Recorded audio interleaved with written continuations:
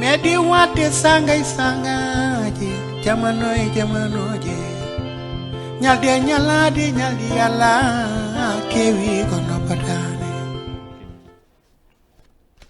Hediyankoɓe yeɓiyankoɓe radio télévision fulɓe international assalamu aleykum wa rahmatullahi taala wa barakatu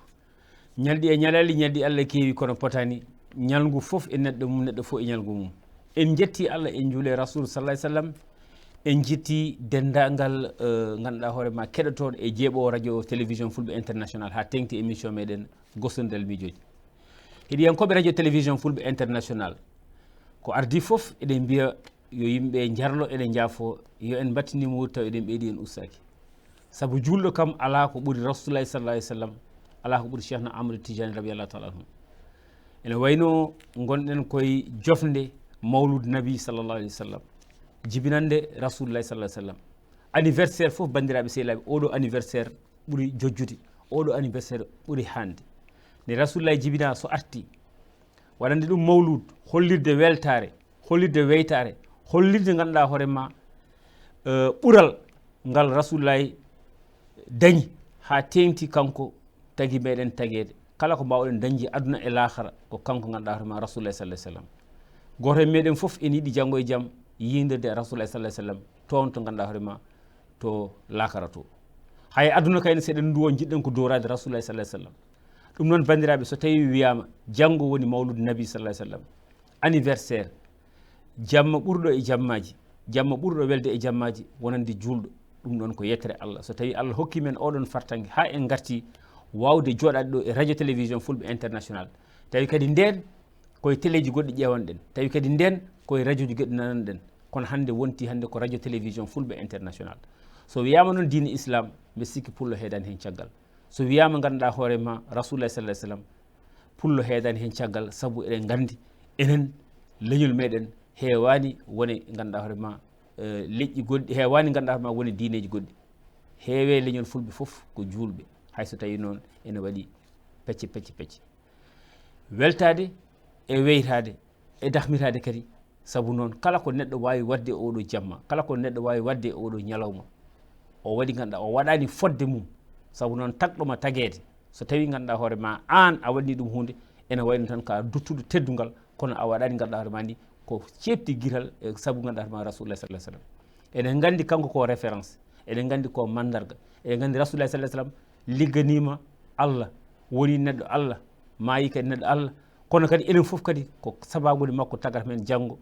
so tawi en jeehi sen jiimo walla sen gonde makko ganden en malama so tawi en jiyanimo wala hawla gote ganden fewade yo Allah hokku en enen foof yiide rasulullahi yo Allah hokku en wondude e makko yo Allah ganduɗa hokku men kadi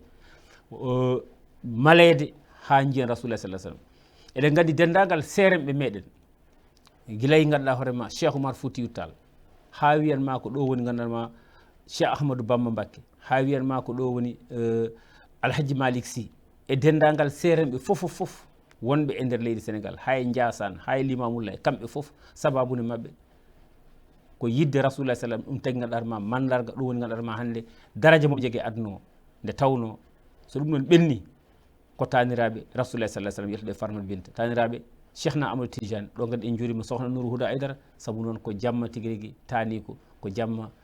tanum Cheikh Tidiane ɗum noon eɗen mbiya yo en paddiri yo Allah yen battinimo wuuri oɗon jarlo oɗon jaaso on ɗacca haqqe yo Allah hokku en tawtorde o saaha mo wuuri yo Allah hokku men wadde mawlud nabi sallah sallam e ɓuural so tawi koye dental en mbaɗi alhamdulillah so tawi mbaɗɗen ko nder galleji men ene moƴƴi so tawi kadi mbaɗɗen koye nder ɓerɗe meɗen foof ganduɗa hoorema kala ko neɗɗo wawi wadde kam ene wayno kam wawa yettade ɗo rasulullahi sallah sallam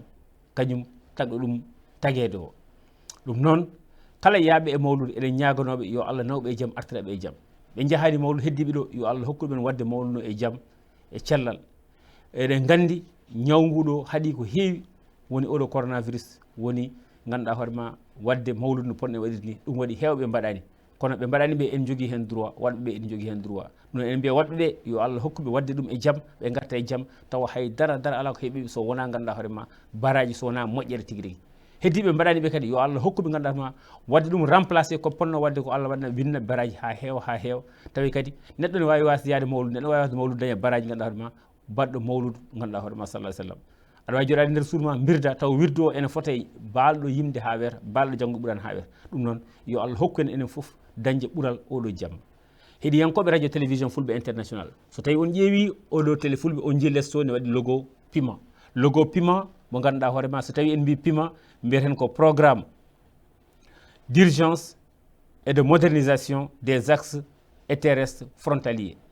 ene wayno ardi ɗum ko Moussa Sow kanko soodi émission meɗen gosdel miijoji mbatten fodde hirande wadde noon ala kulli haalin inchallah hankkadi à partir de oɗo ñalawma ha oɗo ñalawma arta mo wuuri inchallah kala émission mbatten min jii hen logoji mabɓe kamɓe pima saabu noon bandiraɓe sehilaɓe kamɓe coodi émission en jaadino e mabɓe en mbaɗi reportage ene wayi ndeɗo yontere foof ene yalta hande noon wonno dernière partie réalisation Moussa Sow ko waɗi toon to Walalde ko waɗi toon to département de Podor ɗum noon min jaa régie ɓe kolla men joni joni les réalisations de pima tawi kadi ardi ɗum ko Moussa Sow kono kay maire de Walalde ɗum noon régie inchallah en jeehi en ummima ɗo e studio en jeehi toon to Fouta ganduɗa hoorema guila tan Walalde ha wiyanma ko toon woni Ndiayen Penda o ɗum noon régie so tawi ganduɗa hoorema élément o paari jiiyen joni réalisation Moussa Sow caggal ɗum garten e studio he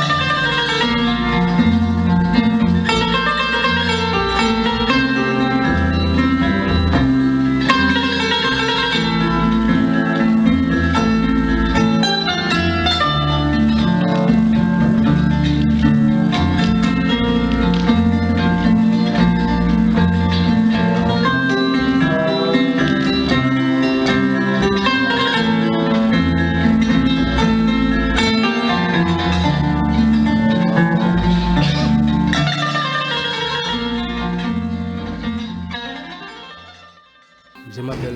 Bambaba, je suis infirmier chef de poste ici dans ce poste de santé Walalde. Voici le poste que le Puma nous a gratifié. Et c'est un poste vraiment hors norme, vraiment qui a été construit et équipé entièrement pour le Puma. Et vraiment, c'est un bijou parmi tant d'autres des réalisations de Puma. Et nous nous réjouissons de cette réalisation. Et en plus, vraiment, il y a cette ambulance qui a été offerte aussi par le Puma. Donc, il y a le bloc de santé pour l'infirmier chef de poste. Il y a aussi la maternité qui est assurée par la sage-femme. Au niveau du poste santé, ça a été entièrement équipé. Le bureau de l'ICP, les salles de soins, les médicaments, et aussi au niveau du dépôt, il y a les étagères qui ont été construites. Tout ça essentiellement et entièrement par le Puma. Et il y a aussi pour la congélation et la conservation des vaccins, des frigos et des vaccins et porte-vaccins mobiles. Tout ça, c'est aussi ça entre dans le cadre de l'équipement du poste. Bon, vous le savez très bien qu'avec cette bijou, vraiment, tous les autres coins et localités, même dans la sous-région, il y a les malades qui viennent de la Mauritanie, viennent se faire consulter ici, dans ce poste. Et misal minimum bandirabe, waldenabe, et vraiment min ko Bamba Ba infirmier chef de poste Walalde poste santé vraiment ko yodi ko Puma ko wadi réalisé en ko équipé fof nder suudu e nder maternité fof ko équipé ko Puma e jarama fof. Min mbiyetemi ko madame Dieng Aminata Dieng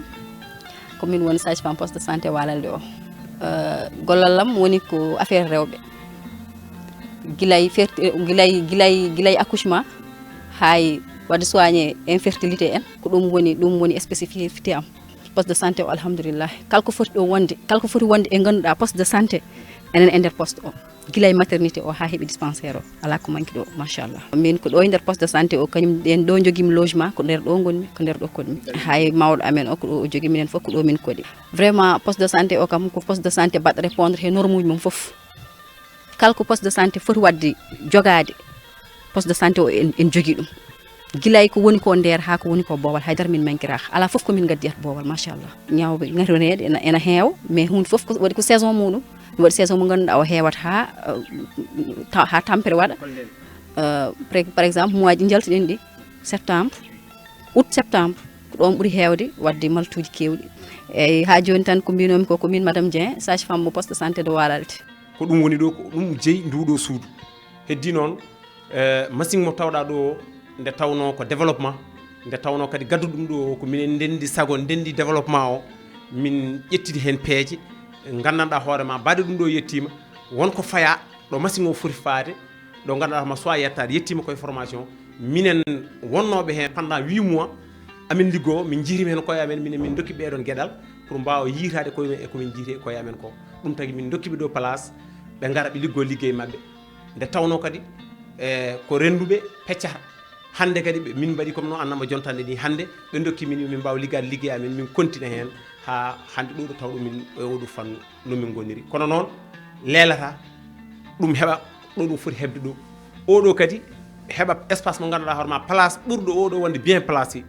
eyyi ko ɗum ɗo kam woni ko tawduɗa ɗeɗo gueɗe ɗe jiida ciirol walla hayso kadi jiidi ciirol gueɗe foti fo e jogade e banggue muɗum wawi joɗade banggue muɗum liggo noon foti liggorade ni ko ɗum woni tawduɗa kanƴi ɗi foti godi kono ala ko bonnata hen haydara kadi aussi eyyi no mbimi ni tan liggeyam ɗo henne ko ɓeɗo sukaɓe ɓe mi ɓuurani humpito e gollal ngal min mbaɗata ngal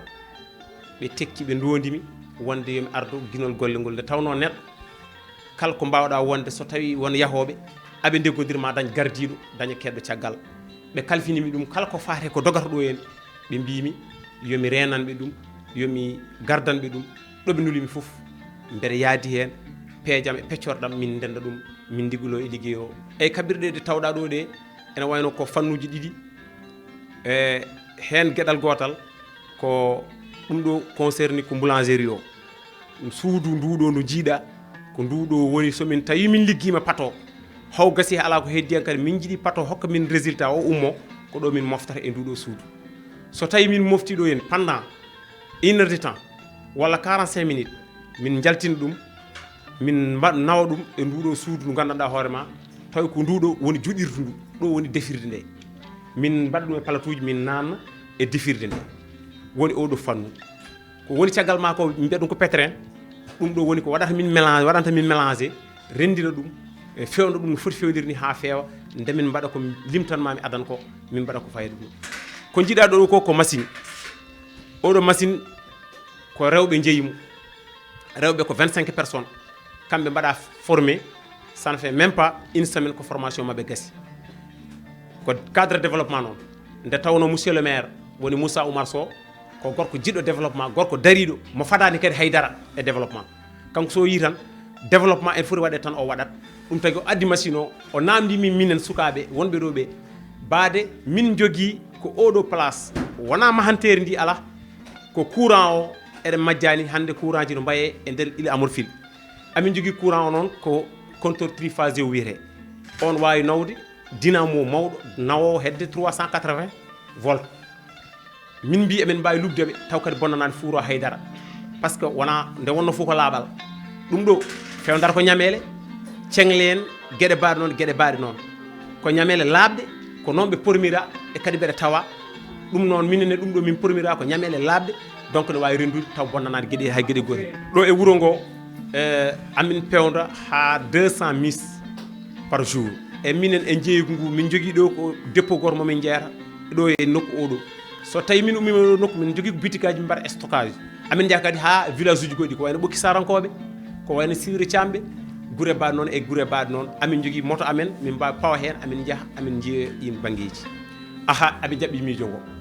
nde tawno waɗimi wiide aɓe jaɓɓi miijo ngo ko nde min gaddi ɗo nde e on saaha ha yetti ɗo kaldeten ɗo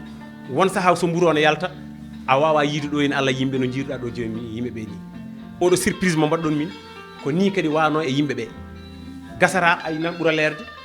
kilene ne garan cooda e dow ma te kadi koye liggey gonɗen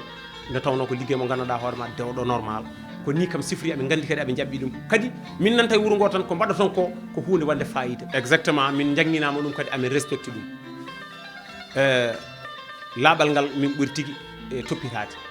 nde tawno so tawi min paye golle ɗe min mbaɗa ko maskuji amen min lawƴo min jogui gel uji amen min lawƴo juuɗe amen nde ha laaɓa ceer min paye golle ɗe min gollo no foti gollirede hanki maire arti hen wi yomi yimɓe gandu suudu ndu foof ko walalde jeeyi no walalde rendiri guesa maaro mbawi ni ko noon aussi walalde rendiri ɗum e suudu walalde fof no wawa liggudade hen ɗum noon alay saago ƴeewe on GIE noon toɗɗa koɓe 40 e joyo neɗɗo ɗum kadi ko walalde waɗa ko galle Farba Batou kanko adjoint au maire o haali wi ko ɓeeɗo de ko kañumen toɗɗa pour wonde GIE tamboroɗo golle o walanaɓe kaali won adduɓe ni observation ngaji ɗi kadi aussi ƴetta en compte par ce que won yii ha yimɓe jeetato ɓeydama hen départ ɗum koɓe 40 e jeeɗiɗo yimɓe jeetato ɓeydama gona 40 e joyi donc hande kam ko walale fof nandiri pour ɓeeɗo kam yo gon GIE ko walale fof kadi jooɗi nandiri ɓeeɗo kadi araɓe ɗo hande ne formé woni le comité de gestion woni le bureau koko ɓeeɗo poti wonde ko kamɓe toɗɗa kadi ɓe toɗɗira aussi koye fonction emin gandodiri komin walanaɓe emin gandi goo fof eko dillata goo fof eko mbawko mum ɗum noon koye oɗon fannu min ndewi pour ƴettude président o oɗon fannu aussi min ndewi pour ƴettude rewɓe hen ɓe oɗon fannu aussi min ndewi pour ƴettude heddiɓe e bureau ɓe foof donc mo sikki ha ɗo ɗo kalderen ala fof ɗumin nani hen luural ala fof ɗumin nani hen kadi yimɓe ne jambita sa ƴeewi ni bureau ɓuuri heede ko rewɓe worɓe adduɗumen tan ko karallagal mum mais sa ƴeewi bureau wonno chambre froide en général jeeyi ɗum ko rewɓe e commune de Walali kadi kala ko faare développement et projet et partenariat ko min woni président de la commission comme conseiller municipal commune mo Walali donc ɗum woni hannde sa yiɗi darima ɗo noon hannde ko darde PIMA e wondude partenaire uji amen la direction de la pêche continentale min mbiyetemi ko Ardo Amadou Gueladio Dieng mi woni premier adjoint au maire de Walalde mi woni cukko gaɗana Moussa so Moussa ala ɗo e Walalde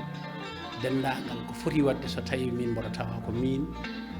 sukara nde ɗon yon soko noon mi ala délégation de signature code des collectivités locales wirini so tawi maire ala ɗo ko min waɗa assuré l'intérim so halde Allah gueɗe ɗe o waɗi ɗo e wuuro ɗe ɗe jogui ko sifaji ɗiɗi hen gueɗal wonko waɗa tawa itta tan koye booño mairie o tawi ko commune o wooti ɗum koye budget muɗum ina waɗi ko gandanɗa hoorema ɗum ɗo ni koye ballal Allah e ballal PIMA minen noon wonɓe ɗo ɓe walla min gonɗo ɗo o ko min wiyatamo ahan eɗen cohli naggam walla enen noon eɗen cohli naggam walla o wiyami eɗen noon eɗen poti cohlude naggam sen ndewre PIMA ma en keɓ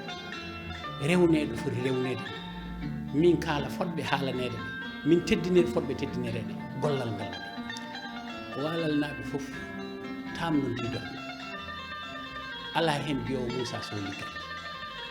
ala ina wawi wonde noon neɗɗo jogo haqqille wiide poste mo jogui o de min jinmi ko fawde ɗon kaari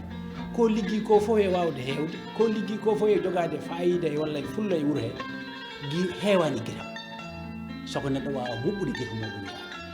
karaɗo jeeɗe Walal ɗo tawaɗon chambre froide ɗum kay saɗa wela saɗa metta ma jotodire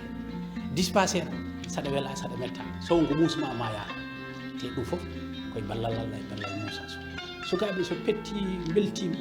dañi centre de formation dañi maison de jeunes dañi stade nadama heesuwa jofde ala heddoto ko kadi yaha toon aɗa fetto e bal mbiya min noon kanko baɗɗo ɗum o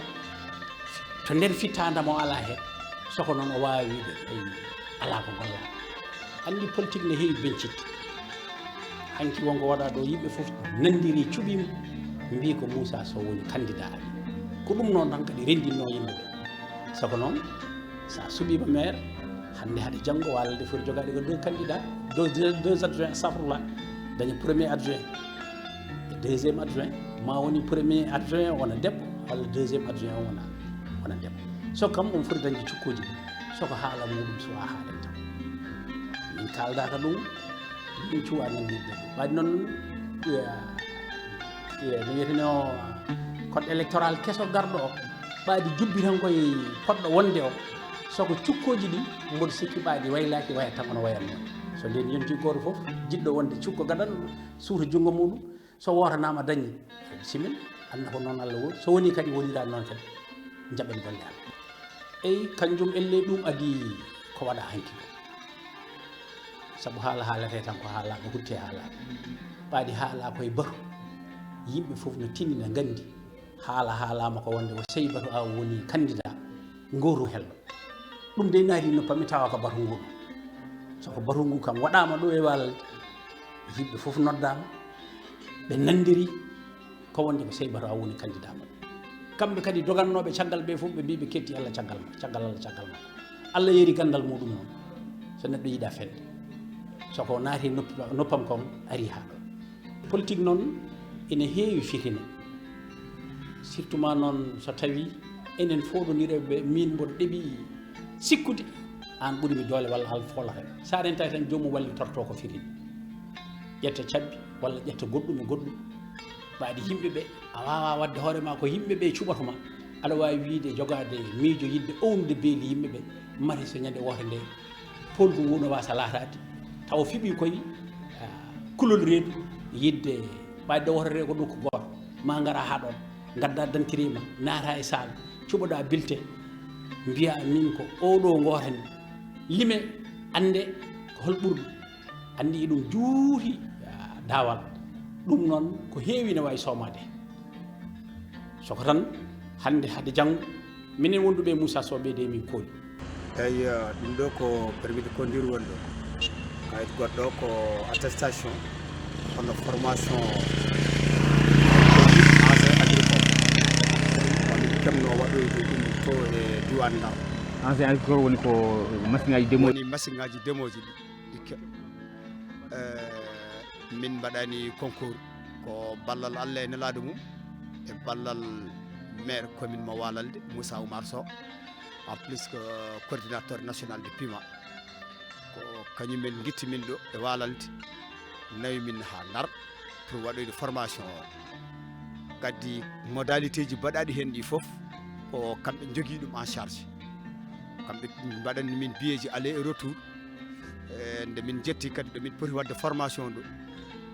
ko logement ji goni ɗon aussi ko kamɓe ƴetti ɗum en charge formation dal no yahirni o ene artirno foof ko maire commune mo Walalde Moussa Oumar Sow coordinateur national du PIMA ko kañum totti min ngal ɗon ballal formation minen min mbaɗi 1 mois 15 jours en total 45 jours ɗiɗo oɗo seedantagal waɗɓe min formation ɓe mbi min ko kala ɗo min mbawi fawɗo koyngal amen e aduna o so tawi amin jogui ngal ɗo seedantagal mamin keɓ golle min cuwa kono noon hankkadi ɓadima komin gummi toon faade joni nana wona hebde 4 à 5 mois mais ɓe certane amin saaha foof eɓe nodde min eɓe mbaɗa min enquête aji ɓe kalane min programme ɗo yarate ala ɗon en nandirta ɗon nde tawno Moussa Oumar Sow minen ha joni ɗo min gonɗo min jogui tan ko maire goto kanko woni maire sortant kanko woni maire entrant nde tawno ala momin gandi ala momin kooli ala bawanɗo min ko wona Moussa Oumar Sow nde tawno ko ɓamtare aduna o ko ɓamtare Sénégal ko ɓamtare Walalde ummademo guila o heeɓi ndiɗo mairie faade ñallangal hande ko développement mo ganduɗa mamin meeɗa yiide e aduna woni ɗo e nder Walalde e taaride Walalde walla mbiyen e Sénégal foof kanko Moussa Oumar Sow ko kanko woni hande kanko woni janggo kadi mboɗo weddo hen konngol faade e mawɗo leydi o hono président de la république Macky Sall amin gandinamo commune Walalde no didorino minen fof amin caggal Allah e nelaɗo muɗum amin caggal Moussa Oumar Sow maire commune mo Walalde. alhamdulillah rabbil alamin emin jetta Allah min jetta monsieur le maire emin jetta Allah kadi min jetta cadre wuro ngo ko ardi fof so neɗɗo dañi artire wuro mumen ko ɓamtare noon ko minen fof jii hen ɓamtare kanko walli amen minen kadi min jii hen ɓamtare nde woni hono ɗum minen sukaɓe walanaɓe anen de gonduɗo makko emo wondani makko fof yii hen gartam alhamdulillah rabbil alamin ala o ƴeewi tan ko sukaɓe walanaɓe e sukaɓe partout o ƴeewi tan ko partout ala min mbiyatamo yo fofto par ce que ne waɗi hen gartam wuuro ngo par ce que alhamdulillah rabbil alamin kala mo jiiɗa hannde ene saɗi hannde mo jiyata wiye oɗo ko huwi wiyata mo jiiɗa fof anen jogui diplôme. Aminata Anne, Madame C, responsable de la cellule genre du Puma. C'est une cérémonie de remise d'attestation de formation en transformation céréales dans la commune de Walalde. Dans le Puma, la composante promotion économique et développement durable, nous avons un volet appui à la promotion féminine et à l'autonomisation de la femme. C'est dans ce cadre qu'on a formé dans toutes les régions frontalières plus de 365 femmes en pâtisserie, boulangerie, en transformation de lait et en transformation de céréales, en teinture, transformation de produits d'arachide. Donc chaque zone, les femmes ont été formées selon la spécificité de sa localité. Aujourd'hui, dans la zone de l'île Amorfoul, vous savez que c'est une zone agricole où il y a beaucoup de produits céréaliers. Donc la formation a concerné la transformation des céréales, de la filière maïs, niébé, riz et sorgho. Nous dépassons les 100 femmes dans l'île Amorphile. Aujourd'hui, la cohorte concerne 24 femmes de la localité de Walalde. Nous avons tout récemment formé les femmes de la commune de Ndiaye Pendao en transformation du lait. Et c'est des formations et insertion, c'est-à-dire des formations et mise en route. Des formations, on a mis à la disposition des unités de transformation. Ça veut dire que juste après la formation, les femmes sont en activité. Donc c'est des unités composées de matériel, de type de dernière génération qui permettent aux femmes automatiquement d'être en exercice. On a dépassé la phase de formation, attestation et après attendre les financements. Maintenant, la formation est composée de l'unité qui permet automatiquement au groupement féminin d'être en activité post-formation et qui permet vraiment de commercialiser et d'avoir des revenus. Justement, c'est dans ce cadre du suivi qu'on est là, parce que la formation a terminé depuis le mois de septembre. Maintenant, on est venu, c'est dans le cadre du suivi, non seulement c'est l'annonce de la convention Pumader qui va composer de cet appui financier qui va permettre aux femmes de continuer leur travail. Mais le Puma tient vraiment au volet de l'ingénierie sociale. Nous ne lâchons pas ces femmes-là, nous sommes toujours à leur côté. Et nous appuyons et renforçons aussi en matériel. Et nous comptons en 2022, Inch'Allah, construire ces unités-là, mettre à leur disposition des locaux adaptés aux équipements de transformation. C'est une machine multifonctionnelle, contrairement à une machine qui est nek. C'est-à-dire que cette machine, li tax mu performant, dafay bojju ba pare weexal ba pare trier génne li nga xam ni lépp mooy résidu. Tout ce qui est corps étranger bu nekk ci biir da koy génne ci par cette ventilation. Ici c'est fii boo gisee ñaari ventilation la am na benn ci ginnaaw am na benn fii voilà donc le produit fii nañ koy def régler ko mu génne fii riz blanc bi déjà très propre. Capacité c'est 700 kg par heure mais pour laisser un peu de marge mieux vaut ñu bàyyi ko 500 kg pour la durée de la machine ak éventuellement d'autres problèmes. Donc en gros c'est ça, c'est des machines toutes neuves, dernière génération, contrairement à ce qui est. C'est des jet pileuses. Voilà, c'est une consommation, c'est pas grave parce que nous avons un moteur de 15 kg au lieu de 18 kg. Donc en définitive, on a 500 kg par heure. En matière d'usinage, c'est-à-dire que si tu mets 100 kg, attends-toi à avoir 60 kg de riz blanc, ou bien 62, ou bien moins de 60.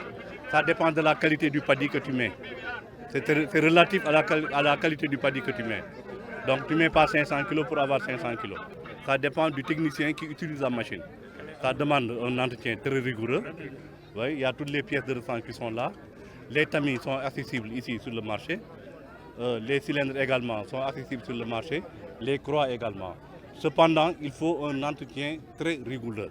Parce que c'est une machine qui tourne, une machine qui fait 10 heures de temps par jour. Donc après chaque 2 ou 3 jours, mieux vaut graisser, nettoyer pour la longévité de la machine. o addi machine ngaji unoji tugu nattiɗo e département Podor min beltani Moussa Oumar o foftini min kadi e département he Allah jarama o jarama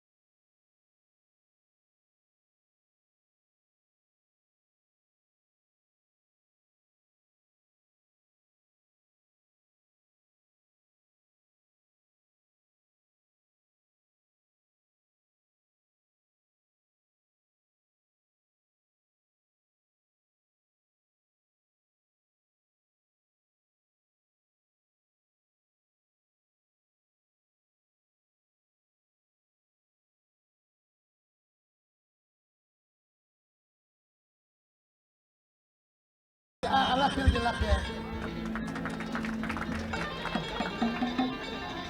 Monsieur le gouverneur, monsieur le coordonnateur, comme nous sommes dans un contexte électoral, on ne saurait passer sous silence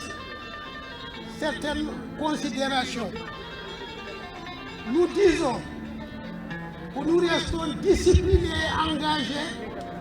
derrière le président de la République. Nous sommes disciplinés, nous resterons disciplinés et nous resterons à son écoute. Cependant, discipline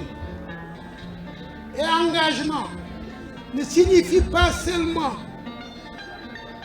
écouter tout et accepter tout. Nous sommes là, nous attendons sa décision. Le jour où cette décision tombera, qu'elle coïncide avec le choix des populations, nous applaudirons et nous suivrons et nous combattrons pour sa victoire. Mais le jour où cette décision ira à l'encontre des besoins de cette commune ou de ses aspirations, nous prendrons nos responsabilités. Ça, c'est parfaitement clair. Et nous les prendrons ici dans la commune de Ndiayène Pendao, mais nous les prendrons également dans tout le département de Podor. Ceci dit, permettez-moi de parler à mes parents qui sont mobilisés et qui sont là et qui ne comprennent pas la langue que j'ai parlé. Bandiraɓe heeɗiɓe mi, bandiraɓe wuro Ndiayène, bandiraɓe commune Ndiayène Pendao, bandiraɓe département Podor, mbimi eɗen jetta Allah, eɗen jetta Moussa Sow. Eɗen jetta Allah, eɗen jetta Moussa Sow. Mbeɗa min ñaaƴi Allah mawɗo o nde rokkatma ko ɓuri ko keɓɗa ko. Minen wona coordonnateur PUMA, min jiɗi ko janggo e jaam so Macky Sall yaltiriɗo e jaam e cellal à la fin de ses mandats. À la fin de ses mandats, je dis bien ses mandats, parce que min ngala hay complexe goto pour wiide que nous le soutenons pour un troisième mandat, mais nous le soutenons même pour un dixième mandat. On est prêt à combattre cela. Ɗum ɗo so jaɓi hen yawti, so Macky yawtirama, Allah ne wawi Moussa tawat an jogoto destinéji leydi ndi. So nden yonti mbeɗa andi no ɓayde min keeƴi guila wonani, sa woni min ɓurata hejde te nden a yejjitta département de Podor panka, par ce que an ka neɗɗo base, ka neɗɗo leñol, ka neɗɗo militant de base. Ɗum tagi ala ko finata e département de Podor ka anda walla ka tinani. Ɗum noon ko responsable tan wawata ɗum ko heddi hen ko min cuuɗaki e kuɗel, min mogginaki e leggel, kala ko peƴƴuɗama min ɗon, kala ko peƴƴuɗama min ɗon, mbiyen min caggal Allah, mbiyen min caggal ma. No jiirɗa men ni eno tinirɗa men ni, mamin jommo ɗum ha jiiya kadi e nder département Podor fof. Yo Allah yommana, yo Allah tinen tinirɗa men ni, yo Allah yoɓe ɗo joguirɗa men ni. Allah jarama, on jarama bandiraɓe, ɗum ɗo jinno men hen. Monsieur le gouverneur de la région de Saint-Louis, honorable député, honorable haut conseiller, monsieur le sous-préfet de Thillé Boubacar, madame le maire de Ndiayène Pendao, mesdames, messieurs les chefs de service, mesdames, messieurs, chers invités à vos rangs et qualités, chères populations. C'est un grand plaisir que je viens ici pour procéder à l'inauguration du terrain multifonctionnel des sports de la commune de Ndiayène Pendao. Je voudrais à cette occasion saluer l'accueil chaleureux, convivial, très populaire, une très forte mobilisation du département de Podor. Toutes les 22 collectivités locales aujourd'hui ici réunies par des délégations, parce que quand même la dame Binta Ardo était une femme départementale. Elle travaillait dans les 22 collectivités locales avec des hommes de valeur et des femmes de valeur. C'est pourquoi il y a eu une forte représentation aujourd'hui ici à Ndiayène Pendao pour inaugurer ce terrain multifonctionnel. Cet accueil chaleureux, convivial, réservé aux délégations, qui témoigne encore une fois de l'adhésion totale du Fouta et du Toro, en particulier à la politique du chef de l'État, Macky Sall. Ce qui se fait ici, le chef de l'État, le président Macky Sall, est au courant, il est informé et il est avec vous. Parce que aussi, Binta Dosso, c'était sa militante. L'autre jour de son décès, je crois que s'il ne me démentira pas, 4 ou 5 fois dans la journée, il a eu à appeler car je l'ai informé que cette dame est partie. Je l'ai informé également de la construction de ce terrain. Tout ce qui se fait ici aujourd'hui aussi, c'est en l'honneur du président Macky Sall. Il vous appuie pour ça. Cette grande mobilisation est aussi le lieu pour nous, populations de frontières, population frontalière, de rendre un hommage appuyé au chef de l'État de sa volonté de bâtir le développement durable du Sénégal dans l'équité et l'inclusion, basé sur la continuité du territoire, la présence effective de l'État aux côtés des populations. Dans la matrice d'action prioritaire du PUMA, il est bien prévu l'aménagement d'aires de jeu tout le long de la zone frontalière. Ndiayène Pendao devait bénéficier aussi d'un aménagement de terrain. Et c'est à la suite d'une demande émanant de Ndiayène Sarré et sur proposition de ces populations qu'ils ont demandé donc que si ce terrain est réalisé, ils vont le baptiser Binta Dosso. Eh bien, le coordonnateur de PUMA n'a pas hésité un instant pour venir faire le travail que vous venez de découvrir. Un terrain multifonctionnel, un terrain où il y a le football, il y a le basketball, il y a le handball, il y a le volleyball. Donc, coût de 63 millions. Ce terrain moderne offre l'opportunité aux jeunes de faire éclore ses talents immenses, de s'épanouir, de participer pleinement au développement. Il faut comprendre l'action du chef de l'État, l'équité et la justice. L'émergence du Sénégal en 2035, c'est l'émergence pour toutes les zones du Sénégal, c'est tous les Sénégalais qui doivent bénéficier en tout cas de la politique prônée par le chef de l'État. Composé d'un vestiaire, de blocs d'hygiène,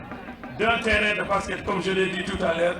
ce terrain multifonctionnel est justement une réponse concrète et pertinente à une demande exprimée par cette jeunesse à l'occasion de nos tournées et transmise par Feu Binta Dosso de son vivant. Permettez-moi de rendre un hommage appuyé à cette femme battante, pétrie de talent, engagée pour sa localité, généreuse avec une disponibilité sans commune mesure. Elle m'a accompagné dans plusieurs combats avec un soutien sans faille et en mobilisant son énergie et ses moyens au service du développement et de l'émergence du Fouta. Cette réalisation fait partie des ouvrages et équipements mis à la disposition de la région de Saint-Louis. J'aurais pu citer, mais je vous fais l'économie entre donc les réalisations en matière de santé, dans le domaine de l'hydraulique, dans le domaine du désenclavement. Aujourd'hui, nous avons démarré avec ce terrain multifonctionnel à Ndiayène Pendao, le domaine donc sportif pour la jeunesse et pour la jeunesse encore. Tous ces investissements concourent à l'amélioration des conditions de vie des populations et au développement économique arménien des zones frontalières. Je voudrais, avant de terminer mes propos, adresser mes vifs remerciements aux autorités administratives, aux forces de défense et de sécurité. Remercier la famille à la tête de laquelle se trouve notre grand frère, notre aîné, le grand Sidi Ardosso, ici présent, qui n'a ménagé aucun effort pour que ce travail-là puisse être mené à terme. Je profite de l'occasion pour remercier aussi ma sœur, maire de la commune de Ndiayène Pendao, à savoir Yetta Sow. Yetta Sow, dès le départ, quand je lui ai informé de l'intention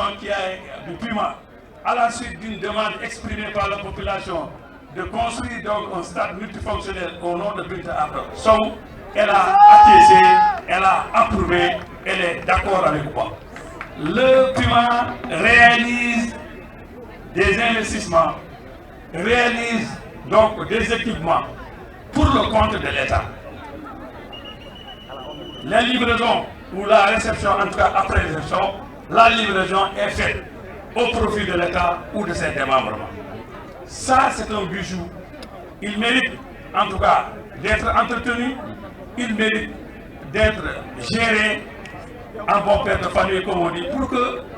la population de Ndiayène Sarr, la population de Ndiayène Pendao, la population du département de Podor puisse bénéficier en tout cas de cet équipement haut de gamme et permettre en tout cas des activités de jeunesse. Ainsi, le procès verbal de remise que nous avons confectionné sera remis une copie, en tout cas à la famille, mais une copie au maire de la commune de cette localité qui a en tout cas la faculté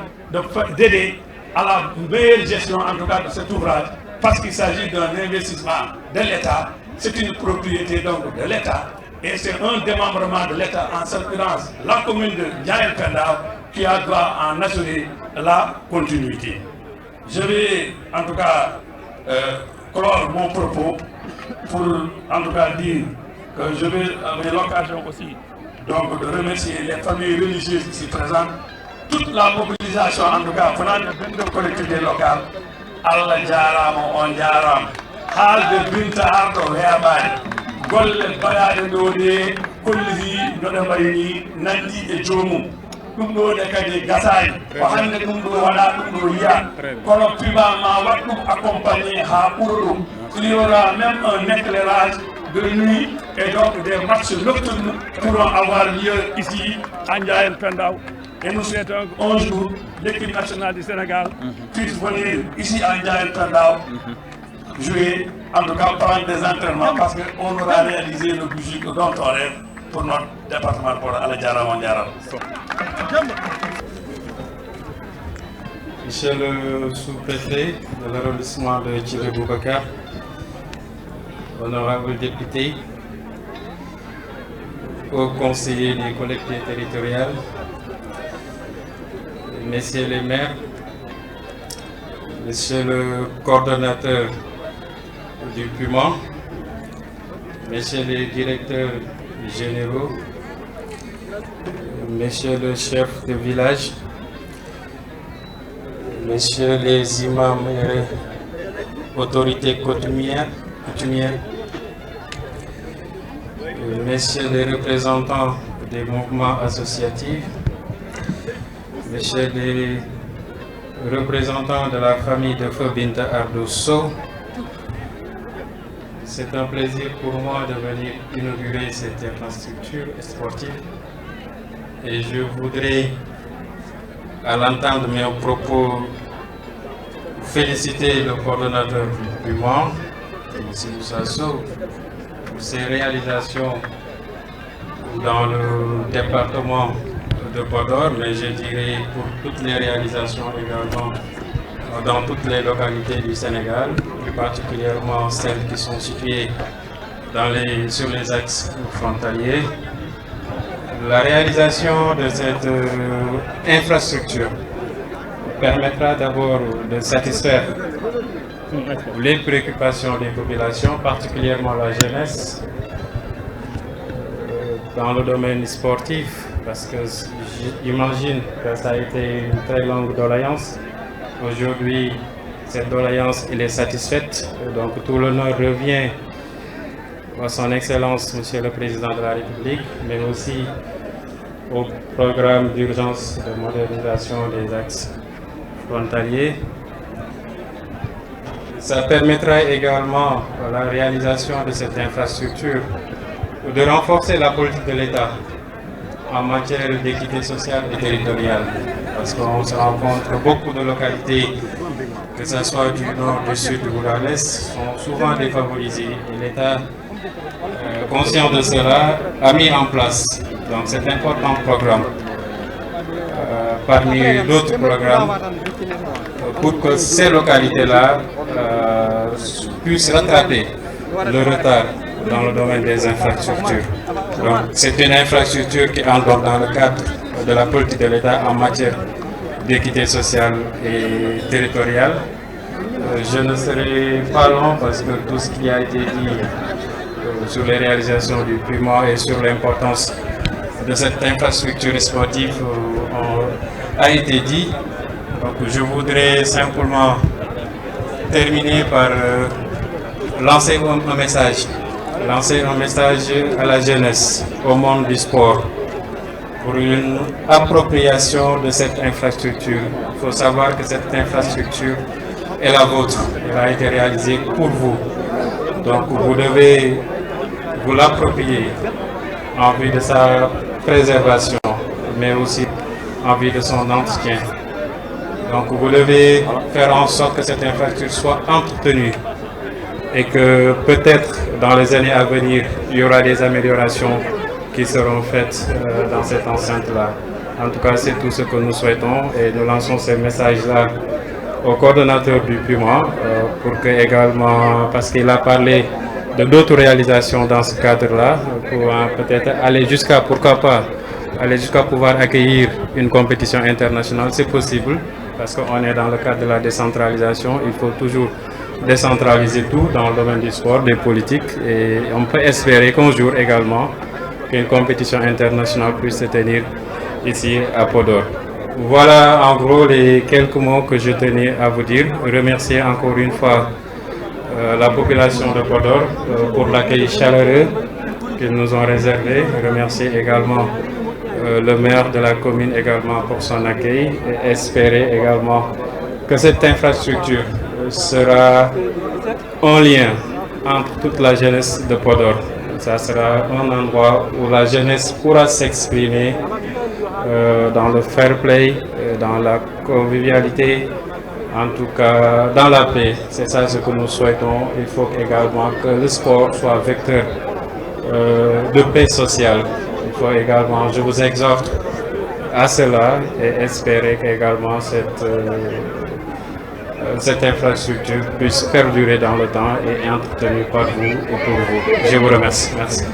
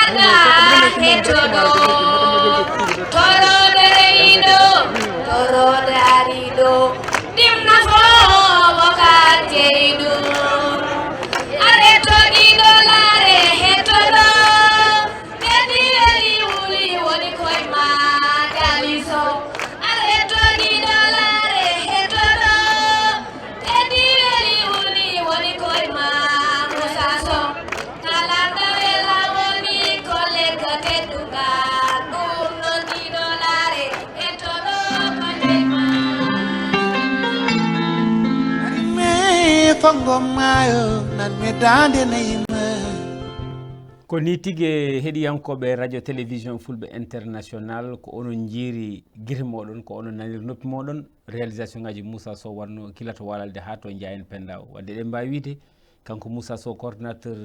national de PUMA maire de walalde liggey makko haɗantane walalde yeehi ha e nder département de Podor on nani o jii oɗo stade ganduɗatma baɗaɗo tawi kadi ko stade mawɗo rutti kadi o wini ha inchallah amo anni kanko Moussa Sow coordinateur de PUMA wadde hen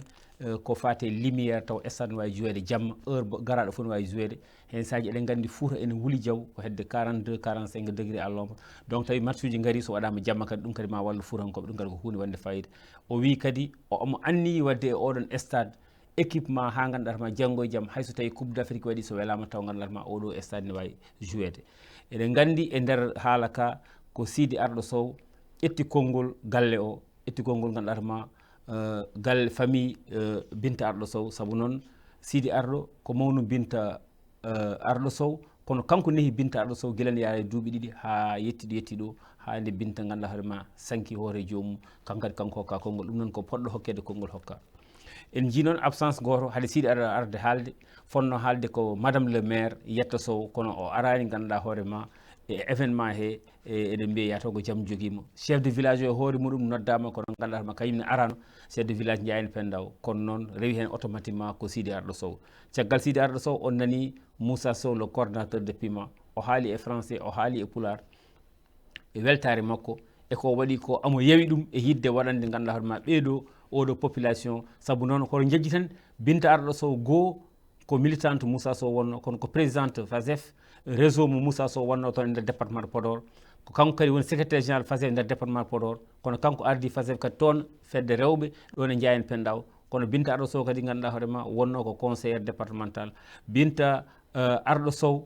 kadi jeeyno koye nder PIMA saabu o wona ko chargé de mission e nder PIMA wadde kadi kanko o jeeya koye nder PIMA wadde on jii so Moussa Sow waɗi ɗeɗo koyɗe fof ɗiɗo dalilaji fof ene poti ganduɗa wonnude Moussa ko waɗi ko o woni jeeyaɗo e ganduɗa ma e nder APR kanko Binta o woni jeeyaɗo nder conseil départemental o woni gardiɗo FASEF départemental o woni gardiɗo FASEF ganduɗa hoore no woni secrétaire général FASEF départemental o woni gardiɗo FASEF nder Ndiayene Pendaw kono o woni chargé de mission e nder PIMA kadi o woni banum debbo Moussa Sow ɓinguel Moussa Sow tigui rigui on Allah rutti ɗum e jomum ganduɗa hoorema ɗon ɗo wonno accident ɗo kadi en dañano ganduɗa hoorema filmude ɗum kono noon ɗon kadi ɓe mbaɗi ɗon mémorial ɓe mbaɗi ɗon ganduɗa hunde mandirde ɗon ɗo Binta Arɗo ganduɗa hoorema yanno saabu noon ɗo saret o felmi oto makko oɗo ko ɗon tan presque o hawre ladial saabu noon ko accident musɗo chauffeur makko o yaltu ene yetto e tali he taw saret ne ara saret o ganduɗa hoorema felɓodire makko ko jamɗe ɗe ganduɗa hoorema naate makko ha Binta rutte jomum eɗen mbiya yo Allah yurmomo yaafum kono noon bandiraɓe sehilaɓe Binta de maayi kono inde mum mayata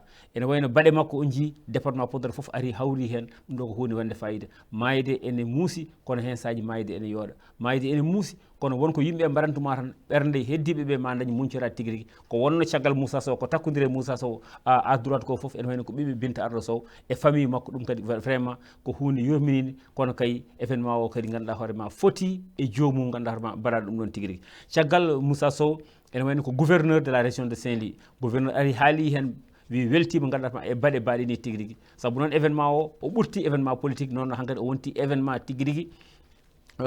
administratif o jeeya koye ganduɗa hoorema programme économique ɗum waɗi gouverneur ara hen sinon ko politique mais ko wonno tan gouverneur ara ha sous préfet ara kono on jii gouverneur on jii sous préfet kanko gouverneur ganduɗa hoorema garɗo toon e inde le ministre de l' intérieur e inde le président Macky Sall kadi o nani e nder haala Moussa Sow o winde Binta Arɗo Sow yani nde le président de la république caggal nde o andi Binta Sow e andude ɗum no wayi moƴƴude no wayi wonde ganduɗa hoorema dimo o noddi toon laabi nayyi gam ƴewde Binta ganduɗa hoorema no woori kono noon o yinno kono Binta waɗira foof no waɗa foof yo Binta sowe kono ganduɗa hoorema neɗɗo wawa fondirde Allah ha Binta rutte joomum eɗen mbiya yo Allah yurmo yaafoma yo leydi ganduɗa hoorema toon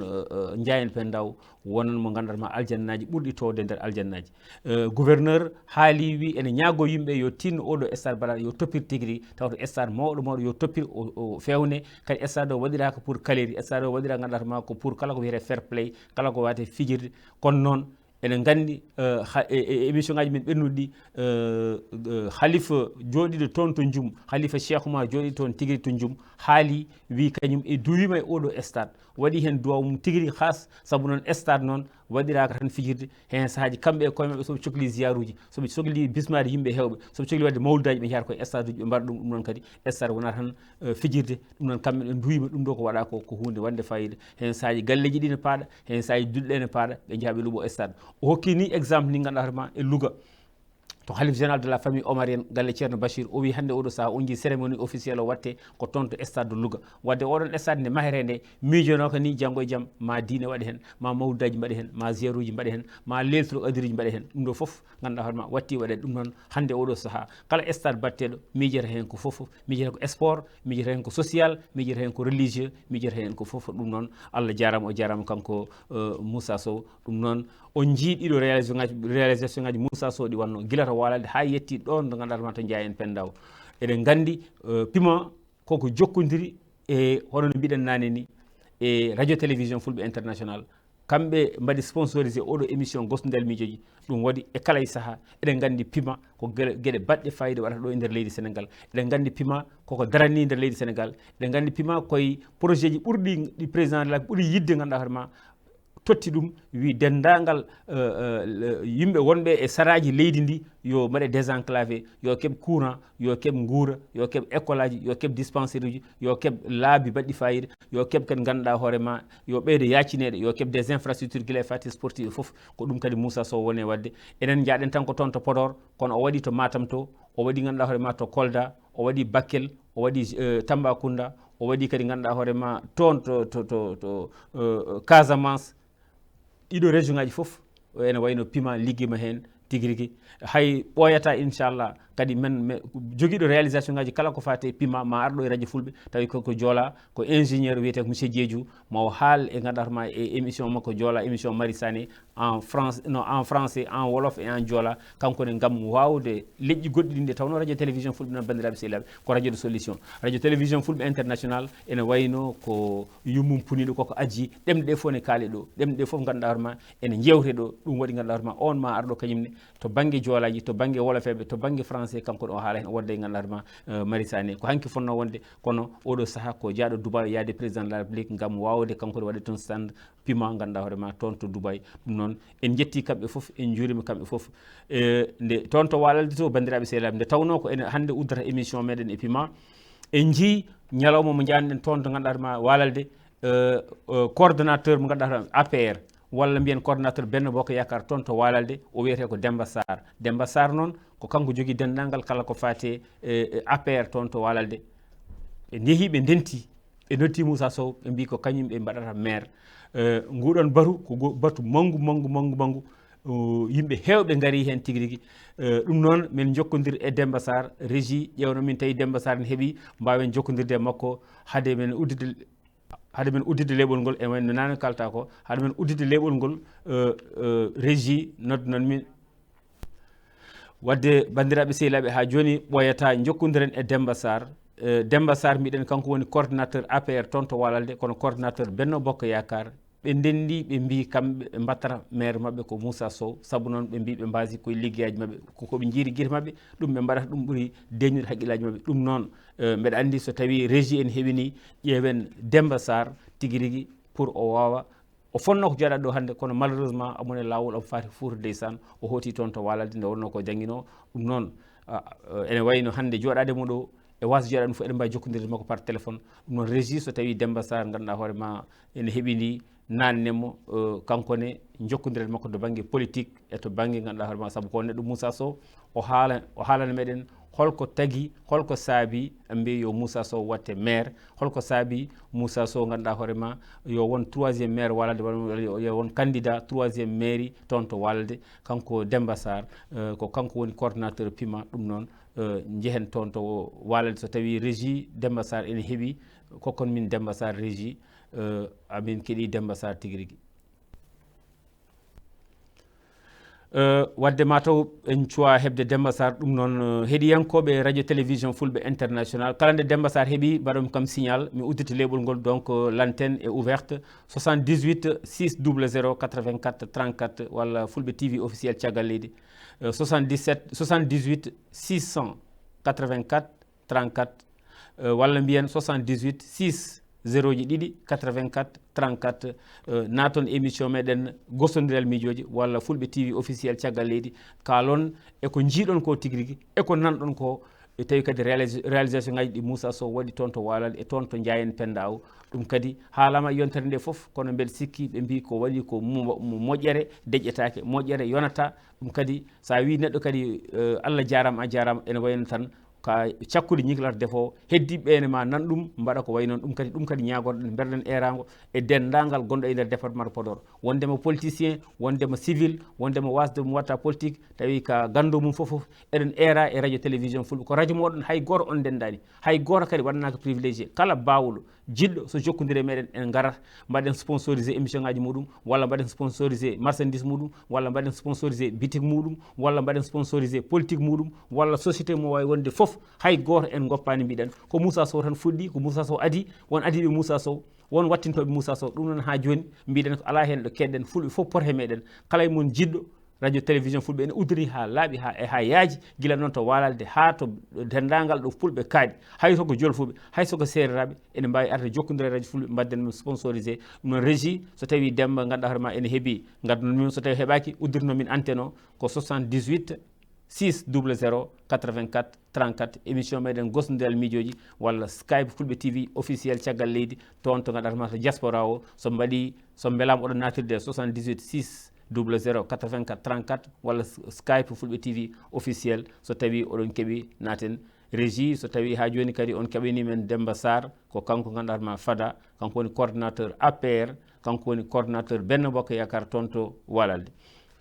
son keɗima e nder ganduɗa hoorema haala tigui rigui Sidi Arɗo Sow o wi e français e pular kamɓe ene wayno aɓe cabbi aɓe keeɗi président Macky Sall ende yilantoɓe candidat toon to ganduɗa hoorema Ndiayen Pendaw saabu eɗen gandi noon ko yetta Arɗo Sow woni toon tigui rigui maire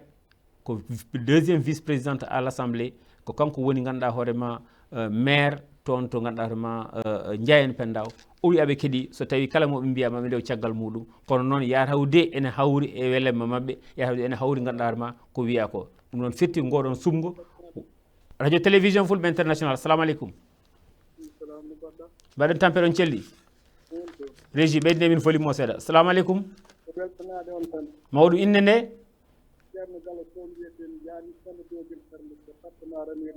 ceerno Gallo Sow an Seydi Sow wallahi Seydi Sow a heeɗima alhaali o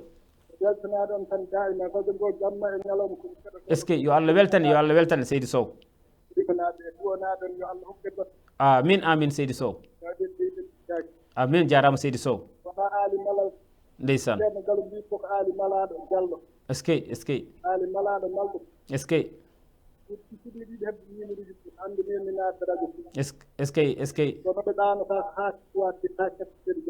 ce que jarama Seydi Sow amin Seydi Sow amin Sow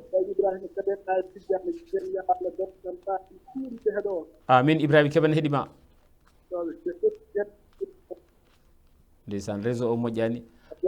a jarama ceerno Gallo Sow en calminimo en juurimamomo 78 mbaɗon 6 mbaɗon 0 ji ɗiɗi mbaɗon 84 mbaɗon 34 allo salamu aleykum radio télévision fulɓe synchronisé 78 600 won 6 allo assalamu aleykum allo oui allo salam Demba Sarr allo Demba Sarr Demba Sarr amin nanma allo Demba Sarr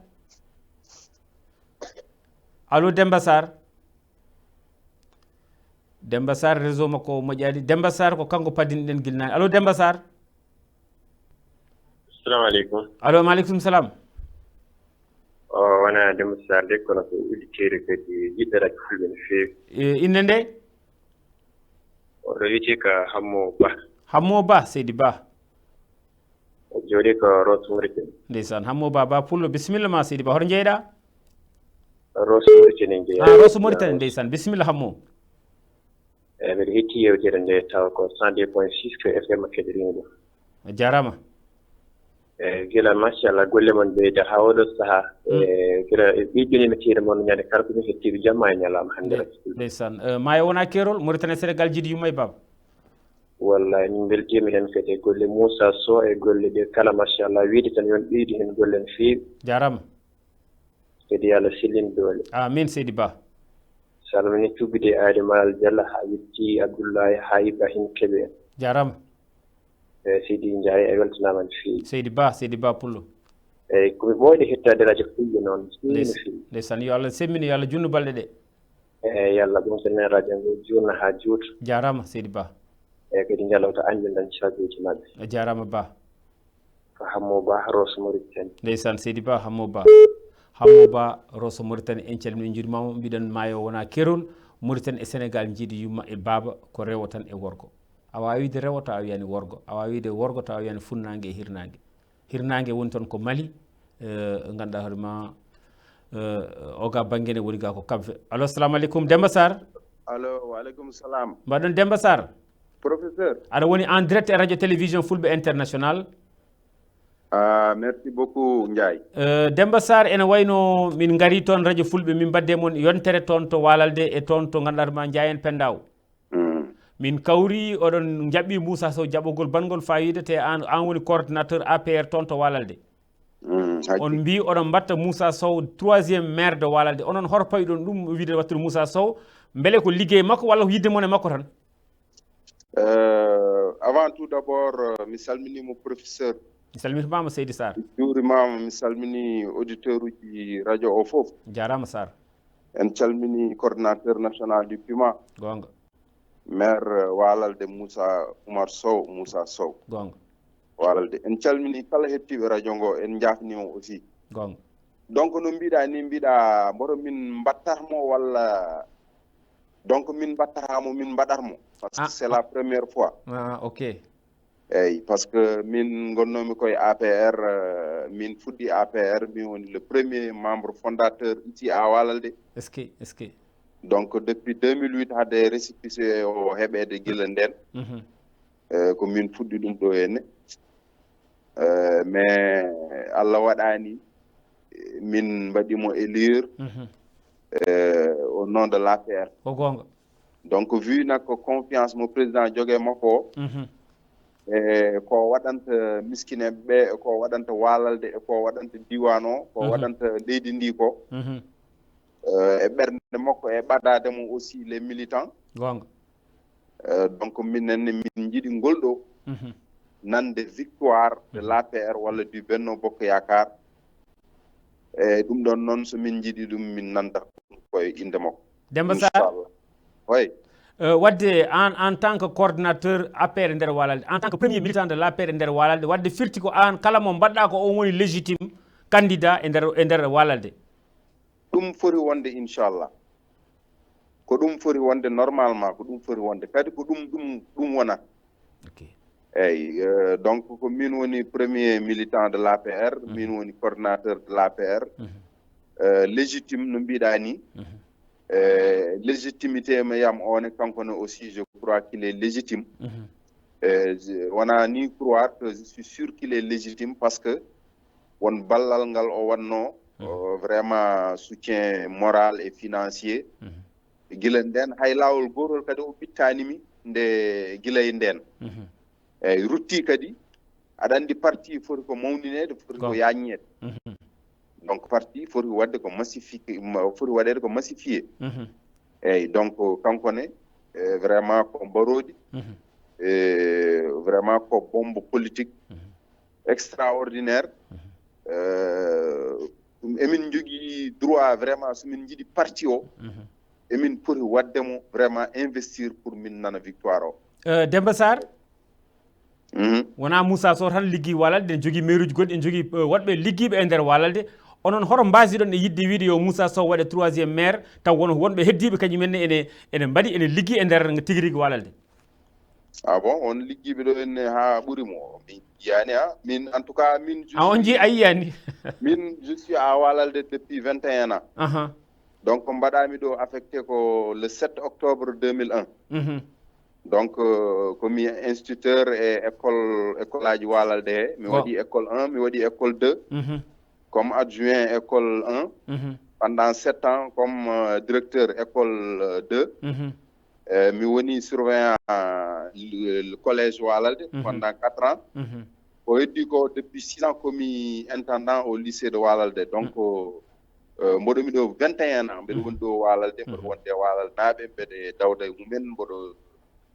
leldo e mumen mboɗo finda e mumen ko woni ɗo fof mboɗo andi ala ɓurɗomi andude Demba mbeɗe andi kam kanko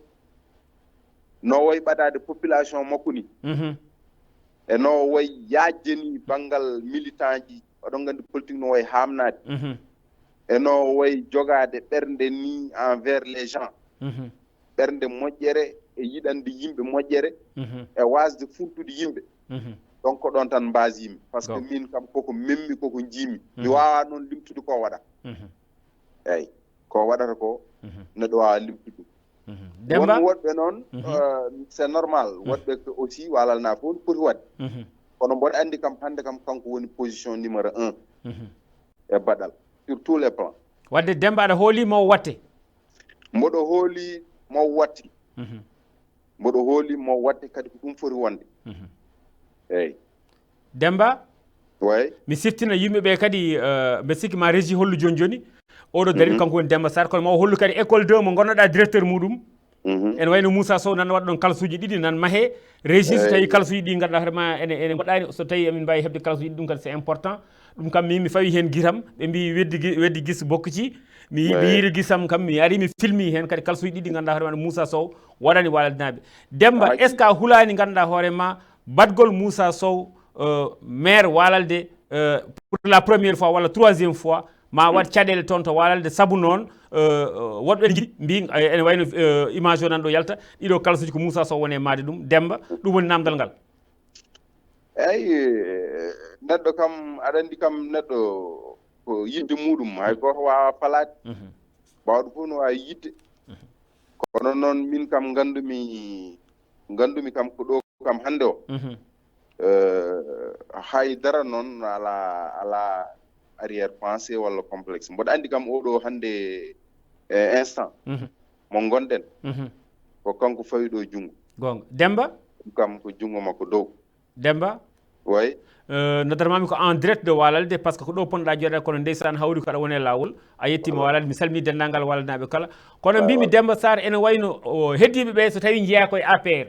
an kamɓe foof ko an woni ganduɗa ma wambiɓe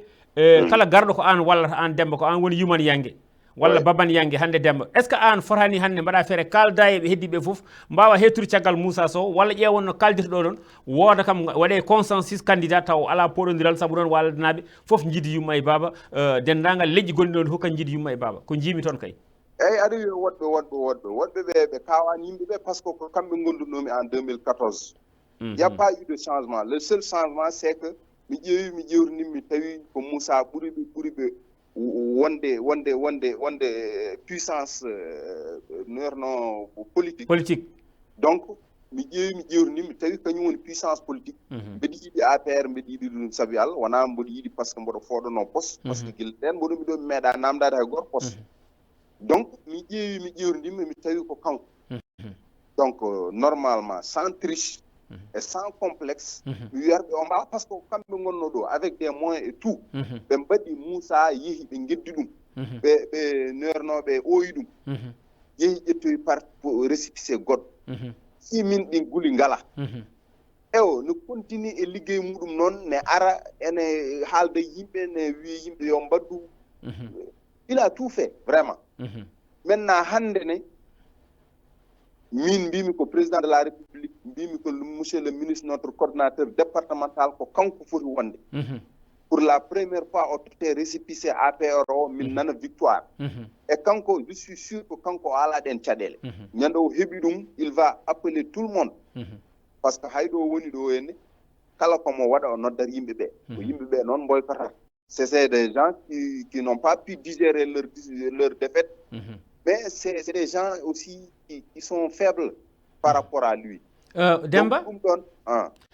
wadde somi faami haala ma ko onon APR eɓe gondunoɗa ɓeɓe kamɓe Moussa wadde mandat mo woni ɗo wadde ko Moussa wonirimo koye doole muɗum taw jeyano ko APR par ce que ko oyenoɗo o fimon doole mum oole buy o fimon o heɓiri ɗum eyyi ha joni ne kayne so parti o ɗayi ha wiine waɗa hen goɗɗo min Pierre Boyde an kam ko menda fof Demba kam tu es très franc par ce que fiyede jaɓa fiyama kadi yanta e ganduɗa hoorema piinoɗo ɗum wi yo waɗi ɗum kadi ko franchise so Allah Seydi Sarr oui par ce que min hay 2014 j'ai pensé à lui mi wimo holno kaldirten e gaw holno kaldirten e monsieur le maire ɓe mbi non pas question parce que donc o foti ko yaade mi anda conseil département ɓe cali dal ngol ɗo noon je ne laisserai pas faire mi yiɗa nande une deuxième défaite de l'APR donc dans la commune de Walalde donc jinmi ko nande victoire o te mbiɗa sikki nandatmi ɗum victoire o koye makko somo selli mbeɗa selli inchallah Demba est ce que joni wajibe cikkata a jamfima ɗumen a woppi ɗumen par ce que kamɓe gonduɗa APR a yi a faate Moussa Sow mo jeeyno koye APR janoɗo banggue muɗum fi yimɓe APR o est ce que kamɓe holno ɓe jiiri ɗum kamɓe professeur kamɓe ala e mabɓe mbiɗo bawɗo wiide ne jeeya e APR taw Moussa Diaken ala e mabɓe guiɗiɗo Moussa e APR très bien non ɗum wodani kamɓe fof ala e mabɓe bawɗo wiide kañum nane hen kanko o ala hen mi yiyani ɗum par ce que président Macky Sall so heeɗimamami o fennata kam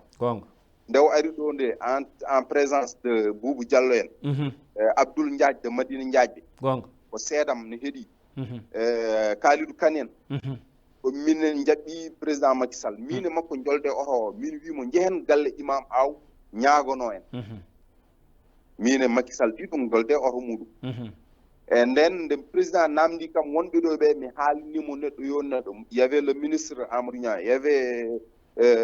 Seybato Aw PDG Seybato Aw Avenir ene y avait aussi d'autres et Moussa Sow mais nden Moussa il nous a aidé financièrement et logistiquement parce que fauteuil mo président joni noon o kanko luɓimi ɗum galle makko luɓimi ɗum goɗɗo wawa wiide ko kañum koccum moi logistique kanko tottimi enveloppe jomi wallitoro animation scène musique en e naggam e naggam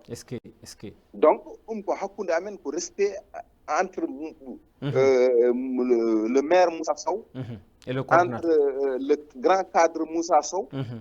et le respect qu'il a envers les cadres de la commune eyyi ɗum ko hakkude amen donc oɗo balluɗomi guila nden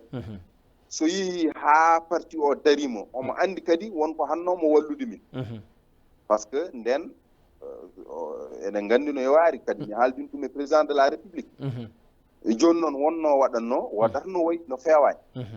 ewo mais joni goɗɗo ne wawi wiide an ko min idima hen wawi wiide kañum idimo hen kanko il en fait partie il est légitime rutti kadi il a la confiance du président de la république o jogui programme mo président de la république waɗi e ɓerde muɗum woni au cœur du PSE donc sa wi aɗa saboto oɗon programme walla aɗa saboto oɗon neɗɗo ko sabotoɗa ko programme o sa saboti programme o sabotoɗa ko président de la république donc an ko intérêt ma jahata donc wona intérêt parti o wona intérêt président de la république donc ɗum woni ɗo so tawi soɓe mbi komi janforoɗo non so neɗɗo kaldowo haala Allah mo sohlani haydara wona dunguru ma andu ko mbimi ko noon foti wonde sa yii des gens ne mbatta aɗa andi o wawi o a haalat cettuɗa gongo kamɓe ils se disent des milliardaires mais Moussa il m'a jamais dit qu'il est milliardaire et j'ai pas vu qu'il est milliardaire kala ko dañi o tottat ko yimɓe o arta zéro mais donc sinno ko jiilade walla janfade mi janfomi yahata to milliardaire uji wadde jiɗɗa wiide Moussa ko dañi renda milliardaire uji ko dañi mofti Moussa ko dañi renda Moussa kañum il est proche de toute la population de Walalde il est proche de tous les militants de l'APR et de Benno Bokk Yakar a faami et dans le département et à travers le Sénégal aussi donc c'est le seul candidat idéal ici à Walalde je le dis et je le répète Demba voilà an ko yidde ma kalɗa wonde yo coordinateur Abdoulaye Daouda Diallo ministre Abdoulaye Daouda et le président Macky Sall yo mbad Moussa récépissé o so tawi Moussa waɗaka récépissé o tottaka ɗum tottama woɗɓe heddiɓe holno jiiruɗa élection Walalde jiirumi tan ko min ɗum piye APR fiye gacce kadi mbaɗa et président de la république mbiɗa sikki jaɓata ɗum o jaɓata ɗum de coordinateur départemental aussi c'est mon ami et mon frère il sait que je ne suis pas opportuniste, je ne lui ai jamais rien demandé, malgré tout notre parcours ensemble. So, il sait que je le dis au fond de mon cœur. Et quand il a arrière-pensée, et moi, je me considère comme l'arbitre. Alors,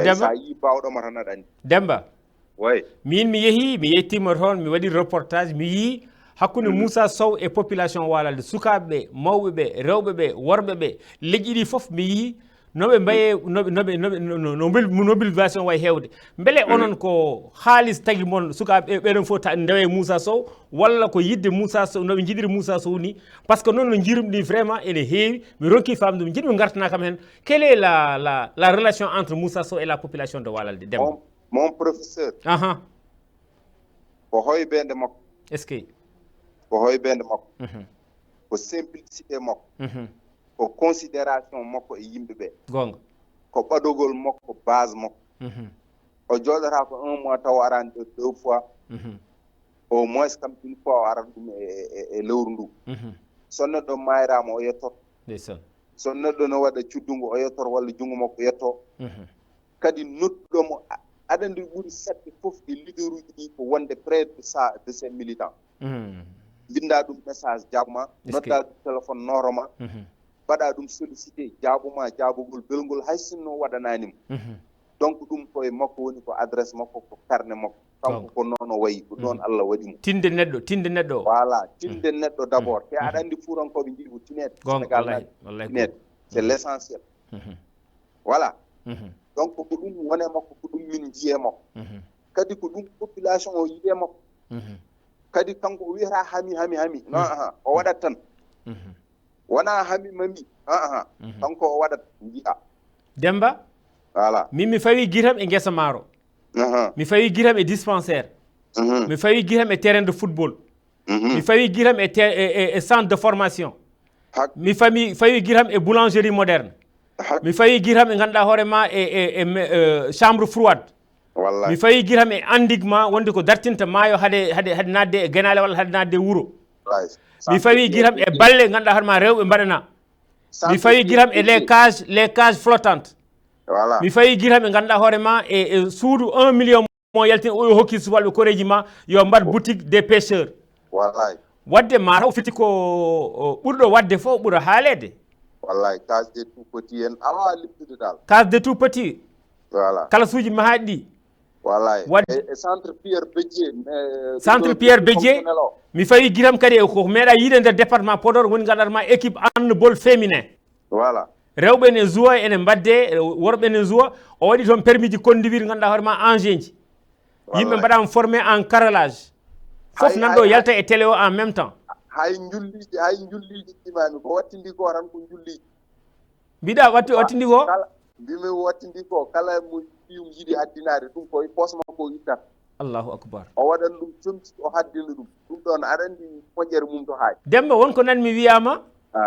Moussa Sow ko woni maire ko wonde han kadi kala ko fati e impôt walla kala ko fati e taxe municipal ko kanko yoɓata e poos makko yimɓe natti namdede ɗum ne woodi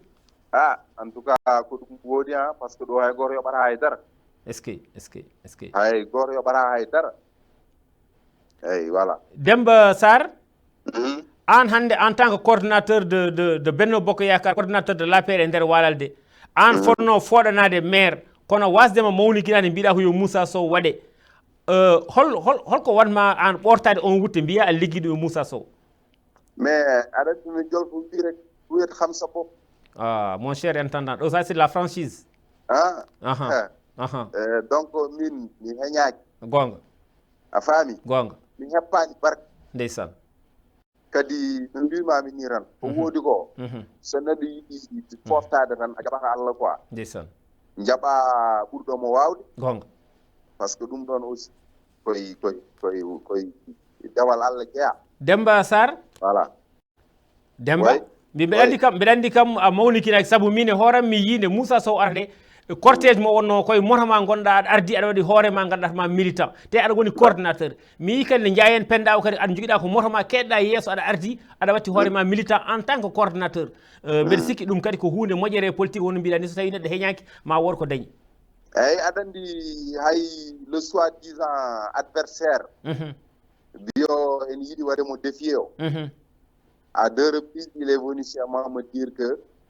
an mbora anda titre ma o mbimom holon titre o wi kam titre coordinateur communal Walal APR mbimomi mboɗani o wi kam donc aɗa foti jogade woni hen comportement mbimomi comportement ala comportement ko andude tan ko foti wonde mbaɗa gasi est ce que ko heddi ko goɗɗum koye kurankoɓe sa yiɗi timde furankoɓe timma tan a tellinto hoore ma mbayano mbaydi gasi ndeysaan eyyi ko ɗum tan woni haala ka Demba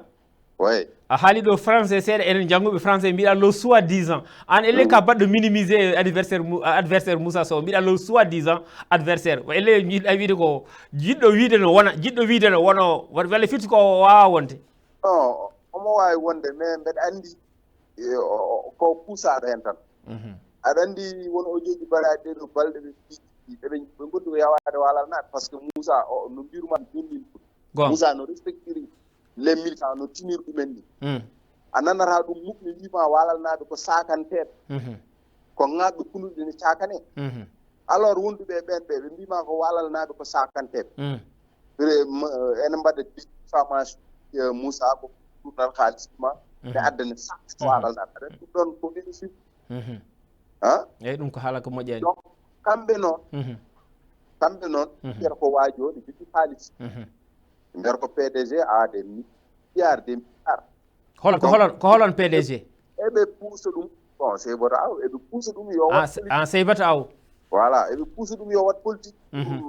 gabbe caama ɓe kocca voilà oɗo cortège Demba Sarr nanɗo ardi kanko woni coordonnateur woni e moto makko Demba malheureusement ƴewata télé kono min ƴewma aɗa ardi e moto ma e image ɗum ɗo vraiment ko hollirde vraiment anne aɗa yankini Seydi Sarr ka cukalel kono aɗa wawno wonde ganduɗatma bone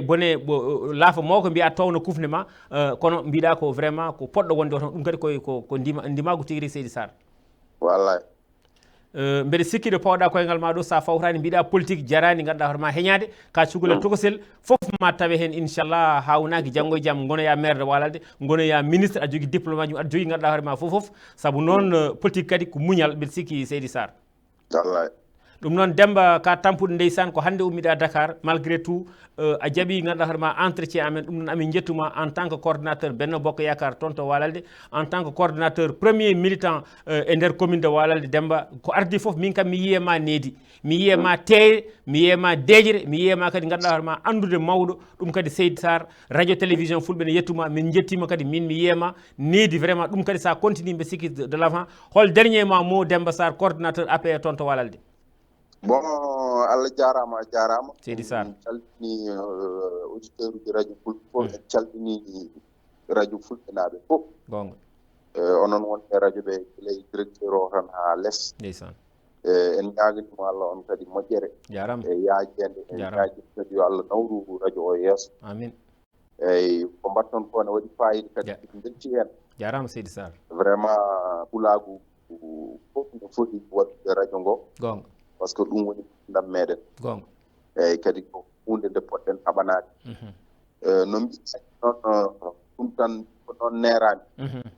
eyyi nerami ko simplicité nerami ko si ɗum jiime ma ko eyyi nerami ko simplicité nerami ko andude yimɓe gonga nerami ko wawde wadde adapté wu gonga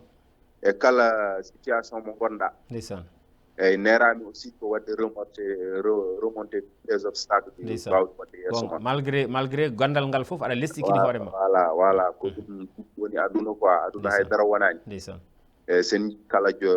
ay sa yima hay image uji ɗi addi hakkude amen wallahi o yi kam fof o jaɓɓoromi o helam yitere oɗon nandi jikku seeɗa par ce que wonɗo min kaldi kalanɗum gonga oɗon nandi jikku haalanmo oɗon gonga oɗon nandi jikku ndeysan gila nden o worsidiri donc sa ƴeewi ɗum ɗon tan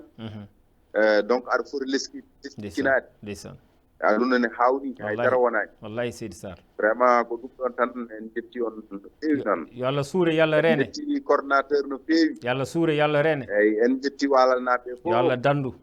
eyyi en jetti kadi aussi ɓeɗon wiyoɓe ko foɗodira e makko ndeysan ko bandiraɓe ko hoddiɓe ko horeji kono noon eɗen kalanaɓe kadi gonga yoɓe ndeno kadi haade mabɓe hoynede dal ɗum ɗo ko épreuve tan heñade ɓe paada pour un autre mandat inchallah eyyi par ce que kamɓe ɗandi ko jeeyɗum inchallah Allah jarama Demba Sarr coordonnateur APR toon to Walalde coordonnateur Benno Bokk Yakar mais intendant au lycée de Walalde yo Allah junnu balɗe ma yo Allah hokke ko jiɗɗa ko no lesɗiɗinkinɗa hoore ma ni yo Allah towodir noon Seydi Sarr Merci Ndiaye. Merci beaucoup mon intendant. Merci a jarama Seydi Sarr noon tigui ndeysan ko cukalel kono haala jurmani koko haali haala te ka mbatka fayde aussi kanko Demba Sarr eɗen mbiya tan yo Allah surmo yo Allah renmo ene wayno discipline mo jogui o needi même chose needi mawni ko Moussa Sarr aussi inspecteur kono nin jogui so Allah kañum nene teeyi ala caɗele kono noon ɓe jiida yiyande kamɓe jiidi yumma e baba Moussa heedi ko oro kanko heedi koto banggue Moussa Sow ayide ko noon woni politique kono noon ɗo tooɓo iri fof yo yimɓe mbat dans le fair play taw ala caɗele ala kareli ala haydara goto foof gandatma fodno kala gartiɗo artirta koye galle baba ɗum jiɗɗen tigui rigui élection ngaji ɗi jaara ganduɗa hoorema dans le fair play gañiɗo fof gaño kamɓe ndendi walalde mabɓe kamɓe ndendi ganduɗa hoorema ɓesgu mabɓe kamɓe ndendi fof yo Allah reen yo Allah addu jaam e nder Fouta adda jaam e nder Pulago adda jaam e nder walalde kadi ande ɗum ɗo fof koko ɓennata ay Demba ko haali cukalel kono haali o wi ndesan kalaji nanɗo ɗo wonno ala ganduɗa hoorema ne joguino doole ne joguino haalis kono hande ganduɗa hoorema foof yeehi wiyatano ko meeɗi hande natti neɗɗo foof ne ma ñalawma mum ara ɗum noon yo yimɓe tinno gardina haqqillaji usta firtinaji ɗi saabu politique ko haydara tene kadi so wona ko basal ko dañƴa hen ala ko dañata hen haydara ɗum noon ko yettere Allah tan en jetti Demba Sarr 78 600 84 34 udditen leɓol ngol kadi kala yiɗɓe nadde kadi naata e temps keddiɗo kadi gadda hen miijoji mumen tigui rigui e réaction Demba Sarr e réalisation Moussa Sow toon to gadda hoorema to Walalde ha toon to Ndiayen Pendaw e nder département Podor 78 600 84 34 so tawi en tongi e nder haala Demba coordonnateur ganduɗa hoorema APR toon to Walalde o wi Moussa hande gonɗo maire o ngula lawol ɓe calino waddemo candidat Moussa yeehi banggue muɗum fiiɓe kamɓe APR en ɓe fiiɓe kamɓe Benno Bokk Yakar kanko Demba o wi ko ɗum o yi o wi ngol lawol noon min bettetake ɓe goppata Moussa yaaha banggue muɗum tawde ko Moussa ko jogoɗo gagnade yo gañjoye mabɓe ɗum waɗi kanko coordonnateur o wi o yante Moussa o yamiri Moussa yo won candidat ganduɗa Benno Bokk Yakar te kadi on ero hen le coordonnateur départemental le ministre Abdoulaye Daouda Diallo et le coordonnateur national Benno Bokk Yakar radio télévision Fulɓe international assalamu aleykum allo no mbaɗɗa mawɗum machallah jaam tan ni professeur no mbaɗɗa to selli wallay jaam tan machallah jaam wonema jaam tan ni inde yettode noon mi yi nane kadi mi noddino émission moon kono mi jaɓata haalde indam ndeysan eyyi bisimilla vraiment ka intelligent a jarama te yimɓe fof ene mbattema haqqille ndeysan gonga ka mbeur lamba noon jarama won gongaji oto jaɓat ɗum haalde radio he eyyi bisimilla ala caɗele ɗaccu ha ndeeya inchallah ɗandi haalde neɗɗo ko moƴƴi no yooɗi ndeysan gonga kono ka kewɗo supporteur uji gonga jarama de ha mbiru lamba ndeysan gonga eyyi jaafoɗami noon so wawno dañde numéro ma téléphone par ce que mi vraiment ka neɗɗo mbo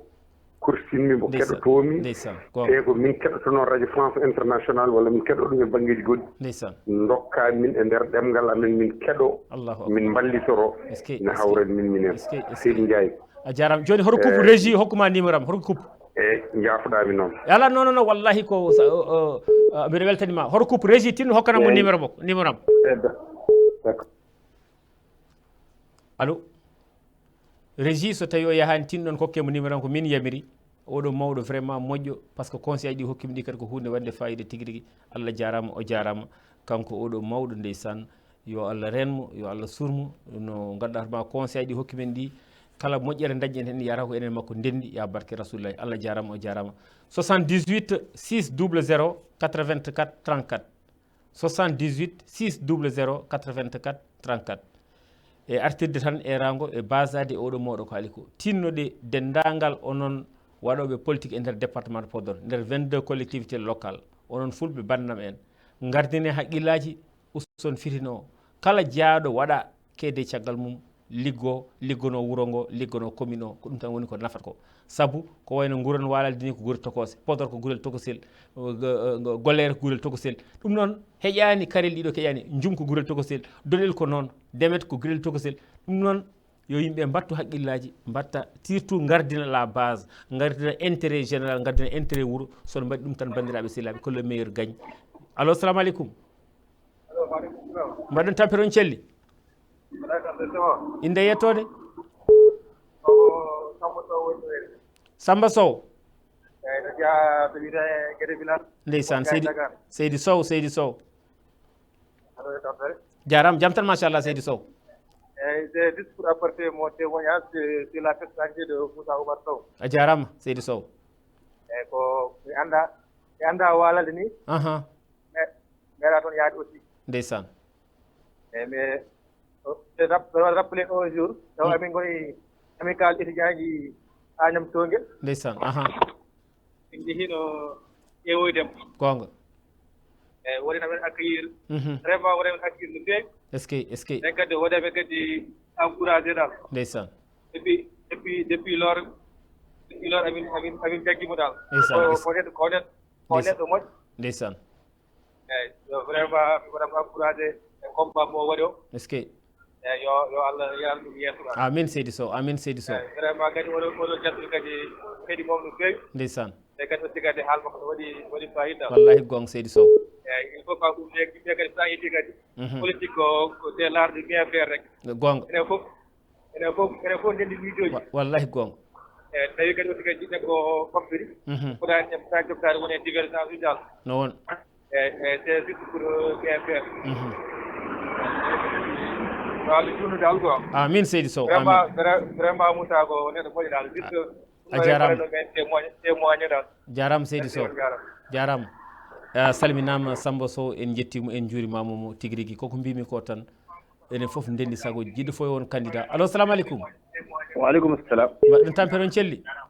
professeur mbaɗɗa. jaam tan machallah tabarakallah. jaw woni. inde yettode. o ko Abdourazak Ka wiyete. Seydi Ly grand Abdourazak. mbaɗɗa tampere. jaam tan machallah. min ndi rewato waajo rewanol nanno waaji biɗo hen hata haal gongaji radio ɗi. eyyi. min mbiyama koye haal gonga ma min wiinoma ñandere ko aɗa waɗata les points sur les i. ɓuɗuɗo hoko wala kana ɓuurande Allah de kaali gonga hay soko dow hoore babiraɓe mum ko mbi ko kalta ko hen yaaha yetto enen gondi emin duwonoma emin caggal maɗa jarama Seydi Ly. Vraiment min ko kanjeteɓe ka eyyi kanjeteɓe ka ok ko Abdourazak Ka Seydi Ka voilà joni kadi musidɗo men oɗo baɗɗo soutenir Moussa Sow hen no walirnajo min komi jabanajo wona e zone moɗon hen jeeyami ndeysaan mais kanko vraiment c'est un monsieur très franc. Il est très franc de et il est jeune. Neɗɗo fof biiɗo kañum woni premier ene naate APR wi min aha min de hande mi ɓoori mi mbaɗa rewa oɗo Allah waɗi ɗum gaare ballin ɗum gaare batti ɗum janggo mi heddo e huddere Allah min mi aroya vraiment il est franc. Wallahi il est franc ce gosse là. kadi ko ndooniɗamo ko min mbo watti hen duwaw mboɗo dow amin yar amin Seydi Ka ande kadi emin keɗoma hay subaka nani émission ma o no pacciriɗa ni fof vraiment min sa juli tan min ka professeur noon wona classe tan ko ka professeur de tout jarama Seydi Ka mon frère Seydi Ka aleo moƴƴere jarama Abdourazak Ka en juurimamamo ko jaabaw jeeya alo assalamu aleykum radio télévision Fulɓe international 78 600 84 allo salamu aleykum aleykum salam mbaɗon tampere on celli barik alhamdulillah inde yettode Mamadou Seck eyyi Seydi Seck mbaɗon tampere Seydi Seck bisimilla hoto noddata e hoto jeeyɗa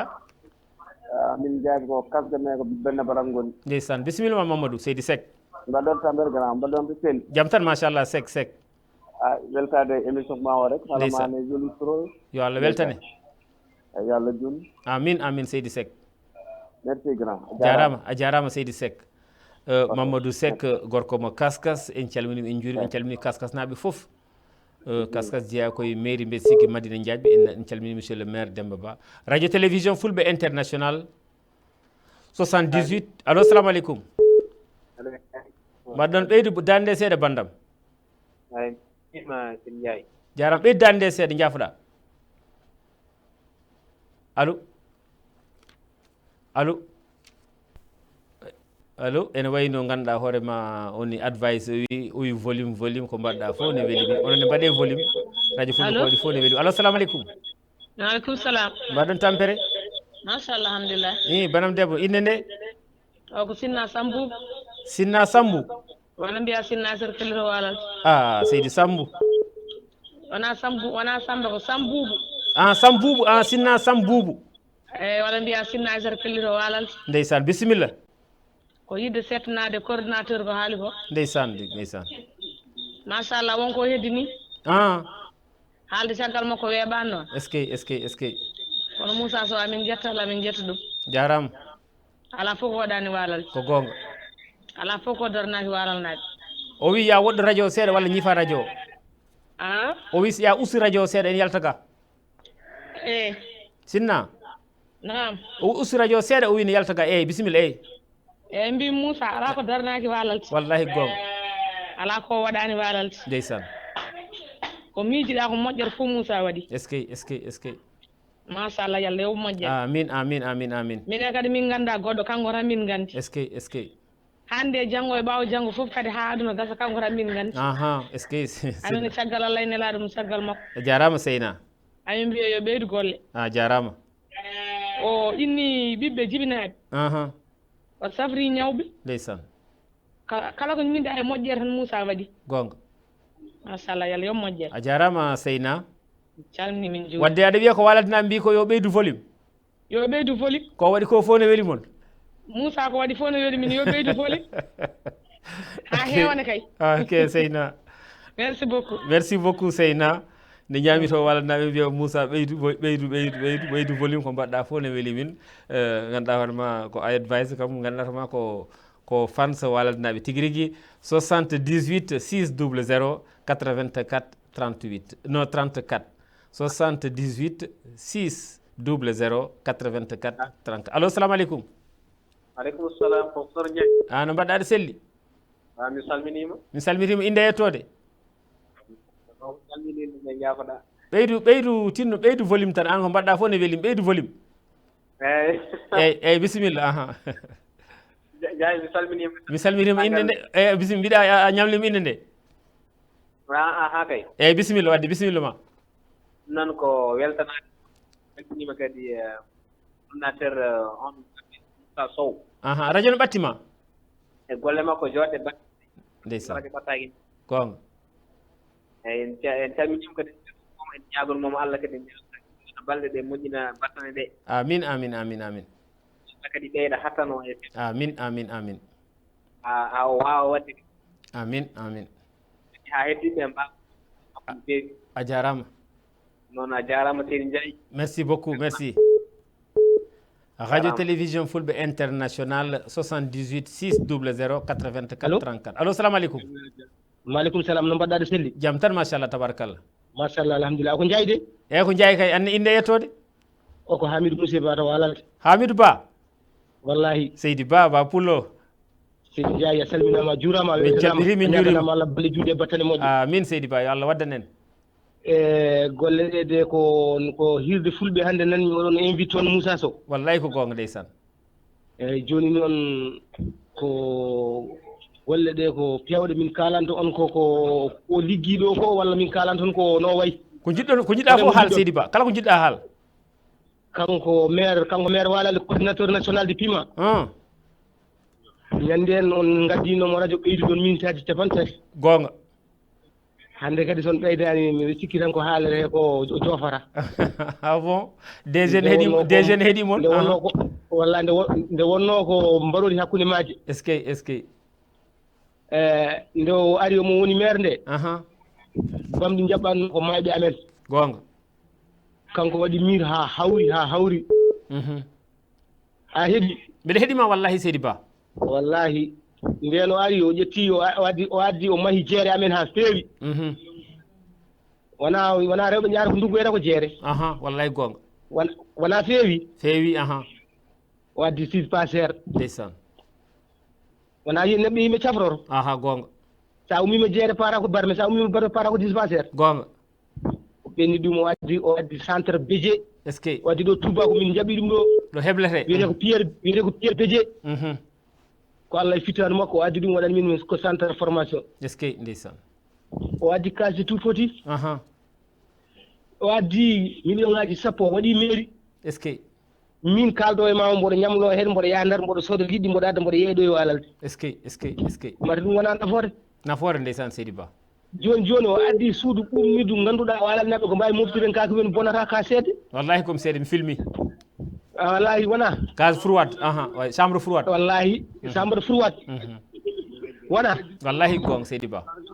o ƴettiɗo yimɓe ma wona capanɗe joyeneɗo pinɗo hen fof joni yahata ko demere yomno arta mbete ko mbete ko yomnoto ko so arti wona ko jeere walade sodata wala naɓe naftorto ndeysan est ce que wawi haalde ko ganduɗo ko kalɗa ko de kam ko an ka walade najo a faami komin diwanoɓe coura emin diwa guesa maaro wiya ko coura amen feewi guesa maaro amen feewi joni noon ko kanko artirini min coura e nder walade so ko walade naade wawi hande naade suudu mum yo lampa tawi yo yetto Allah yetto Moussa Sow kadi hay éclairage public o beddaji ɗi fof ne waɗi courant min jii min pilmi ɗum hay jamma wallahi so tawi neɗɗo ari joni soni guesa maaro natini walade yo yetto Allah yetto Moussa Sow est ce que est ce que est ce que ɗum fof ko diwanoɓe ko Allah e makko artiri ɗum est ce que gueɗe ɗe ne kewi noon mami rokke secrétaire général parti makko après ma jokku e golle he seeɗa est ce que wallahi jarama Seydi Ba ɗum noon Allah jarama jarama Seydi Ndiaye Hamidou Seydi Ba yo Allah yoɓ amin wallahi mi salminimo mi juurimomo jarama omo heeɗima merci mi salmini bandiraɓe ɓe foof jarama Seydi Ba Allah jarama Seydi Ndiaye golle ma jooɗi peewi jarama eyyi aɗa andi ko garuɗa ga ko wona poussiére me o tan gadduɗa ka wona poussiére me o tan nanuɗa ɗo e nder Fouta ha heeɓi walalde wona poussiére me o tan gadduɗa ɗo de ala gadduɗa ɗo ko hunde moƴƴere nde hono mum ala est ce que so neɗɗo darima wino bonnina ɗum wondi ko anda hoore mum i ko min de ko pilmumi ko kam ala hen kam ko woni dessin ko hunde kam wonde tigui rigui eywa ɗum noon so neɗɗo wino bonnina ɗum woni ko anda hoore mum walla so wi professeur Frani filmude ɗum Seydi Ndiaye soñi professeur min de komi kollowo tan wallahi Seydi Ndiaye golle ma jooɗi ko moƴƴi fof mi waɗa golle ma jooɗi peewi a fewni ha feewi a yoɓɓini goɗɗo kadi so wi yomi ara mi holla baɗe mum tan en jahat kolle hen so kaskas so Ziguinchor so bañ goɗɗo ɗum ne laaɓi gonan ɗon ɗo fulɓe ɓe wallahi Seydi Ndiaye jarama Seydi Ba jarama Seydi Ba jarama ko erago bertoɗen e dendagal mbiɗen kala jontaɗo leñol ngol politique mum e goɗɗo so yiiɗi ne wawi wadde invité radio fulɓe kañum réalisation ngaji muɗum jokkodire radio fulɓe mbeɗa andi kam ko Moussa qirri waɗi ɗo ko weeɓani sodde émission meɗen oɗo hande gandanma gosnudel miijoji hitande sodde émission meɗen taaridi samedi o foof hitande ɗum ɗon wona kanko tan soodi kanko goto tan jeeyi ala goɗɗo kadi ne wawi sodde so welama sooda goto foof soodi ɓuuri mum ma kaale baɗi mum ma kaale kanko noon o waɗi ɓe mbi cakkude noon anda ko fawante o sakki noon o sakkede koko moƴƴi ɗum noon fulɓe kadi yo beltanomo horo mbeɗa sikki golle moƴƴe fotani bonnitede neɗɗo yo so tawi neɗɗo waɗi golle moƴƴe tan wat golle moƴƴe ɓurde ɗe o waɗi ɗe gam wawde fawade e golle makko ɗe ɓuuri mbiya aɗa bonna saabu sa bonnitini walla sa haali ma woɗɓe jaɓani ɗum neɗɗo goto ne wawi salade yimɓe sappo ne mbawi salade kono yimɓe temedere jaɓa te kadi yimɓe sappo ɓe mbawa bonnude ko temedere ɗe jaaɓi ko nde jaaɗen toon e mbaɗani par parlo pilmuɗen kalduɗen kollirɗen koko jiiɗen koko waɗa yo Allah dandu en e haalde ken jiyani yo Allah dandu en e haalde ko nanani yo Allah dandu en e haalde ko en pawani guite meɗen kadi koko filma wona montage ɗum kadi ko mission men wonno mbimami janggo e jaam kala kadi nodduɗo meɗen tan e banggue goɗɗo en jahat mbaɗen banggue goɗɗo tawni wona ubbude ko waɗano ko kono ko ubbidde kañum ko waɗi ko saabu fulɓe fof jiiɗi yumma e baba ene wayno hande ndam o ko fulɓe jeeyi pullo hande so waɗi ko Moussa waɗi ko pullo goɗɗo waɗi ko ɓuuri ɗum walla pullo goɗɗo waɗi ko abbi hen walla waɗi ko heeƴe dow hayso baɗɗo ni koko jarata tan bu sappo haalete saabu noon ko pulagu tan hande yimɓe ne jogui ko kaaɓi yimɓe ne jogui ko kaldi yimɓe ne jogui ko mbaɗi ko wona yaade ene kaɓa e koyemumen hande ko haare leƴƴi hande ko haare ganduɗa hoore ma ɓuura wawde fewni ɓuura wadde kono wona ɓuura wawde ƴettade wona ɓuura wawde yennude wona ɓuura wawde wadde audio ji ɗi moƴƴani ɗi pewani tinnoɗen gartiɗen haqqillaji meɗen ganden politique o koko yahata ha laaɓa cer hoto Abdou Diouf woni yeehi lawol muɗum hoto Senghor woni yeehi lawol muɗum Abdoulaye Wade yeehi lawol muɗum Macky Sall koko yahata lawol mum goɗɗo ara hande oɗo saaha holko ɓurno Bocar Seck en yontede e ganduɗa hoore ma Habibou Daten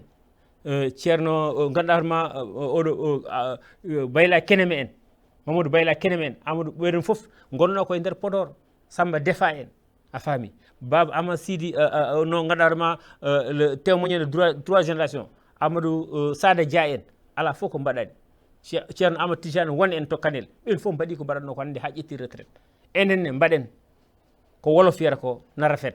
yo yooɗ mbaɗiren no yooɗi mbaɗiren no feewi mbaɗiren no teddi janggo e jaam histoire tarih heddo ɗo bamma de waɗi ɗiɗo gueɗe wiyede bamma mahino classe wiyede bamma feynino tali wiyede bamma wonino maire bamma ñamini miskineɓe ɓuuri wiyede bamma addino haare e wuuro ɓuuri wiyede bamma wari neɗɗo ɓuuri wiyede bamma sokino neɗɗo mbeɗa sikki bandiraɓe sehilaɓe ɗum ɗon ko hunde wadde fayida émission meɗen gosdudel miijoji spécial walalde dernier épisode tawi kadi ko réalisation Moussa Sow gasi ha laaɓi ceerno ɗo e micro professeur Oumar Ousmane Ndiaye yo Allah suur on yo Allah dandu mon yo Allah mawni leñol fulɓe yo Allah suur leñol fulɓe yo Allah mawni leñol fulɓe yo Allah mawni radio télévision fulɓe international ba meɗen président men directeur général El Hadj Ali Malal Diallo wonde le DG Abdoulaye Diallo yo Allah suurɓe yo Allah renɓe reena koɓe ndeni ko reena yiɗɓe mabɓe e ganduɗa hoorema kala kadi mo haqqille mum arano e mabɓe walla ɓernde mum arano yo Allah artir ɗum e mabɓe tigui ya barke rasulayi yo Allah addu jaam e nder département de Podor adda jaam e dendagal nder les 22 collectivités locales adda jaam toon to Walalde adda jaam e nder Kulago foof adda jaam e nder Sénégal ila liga marathon ohra Allah jarama on jarama inchallah ha dimanche prochain gadden émission goɗɗo gosdudel miijoji on jarama merci.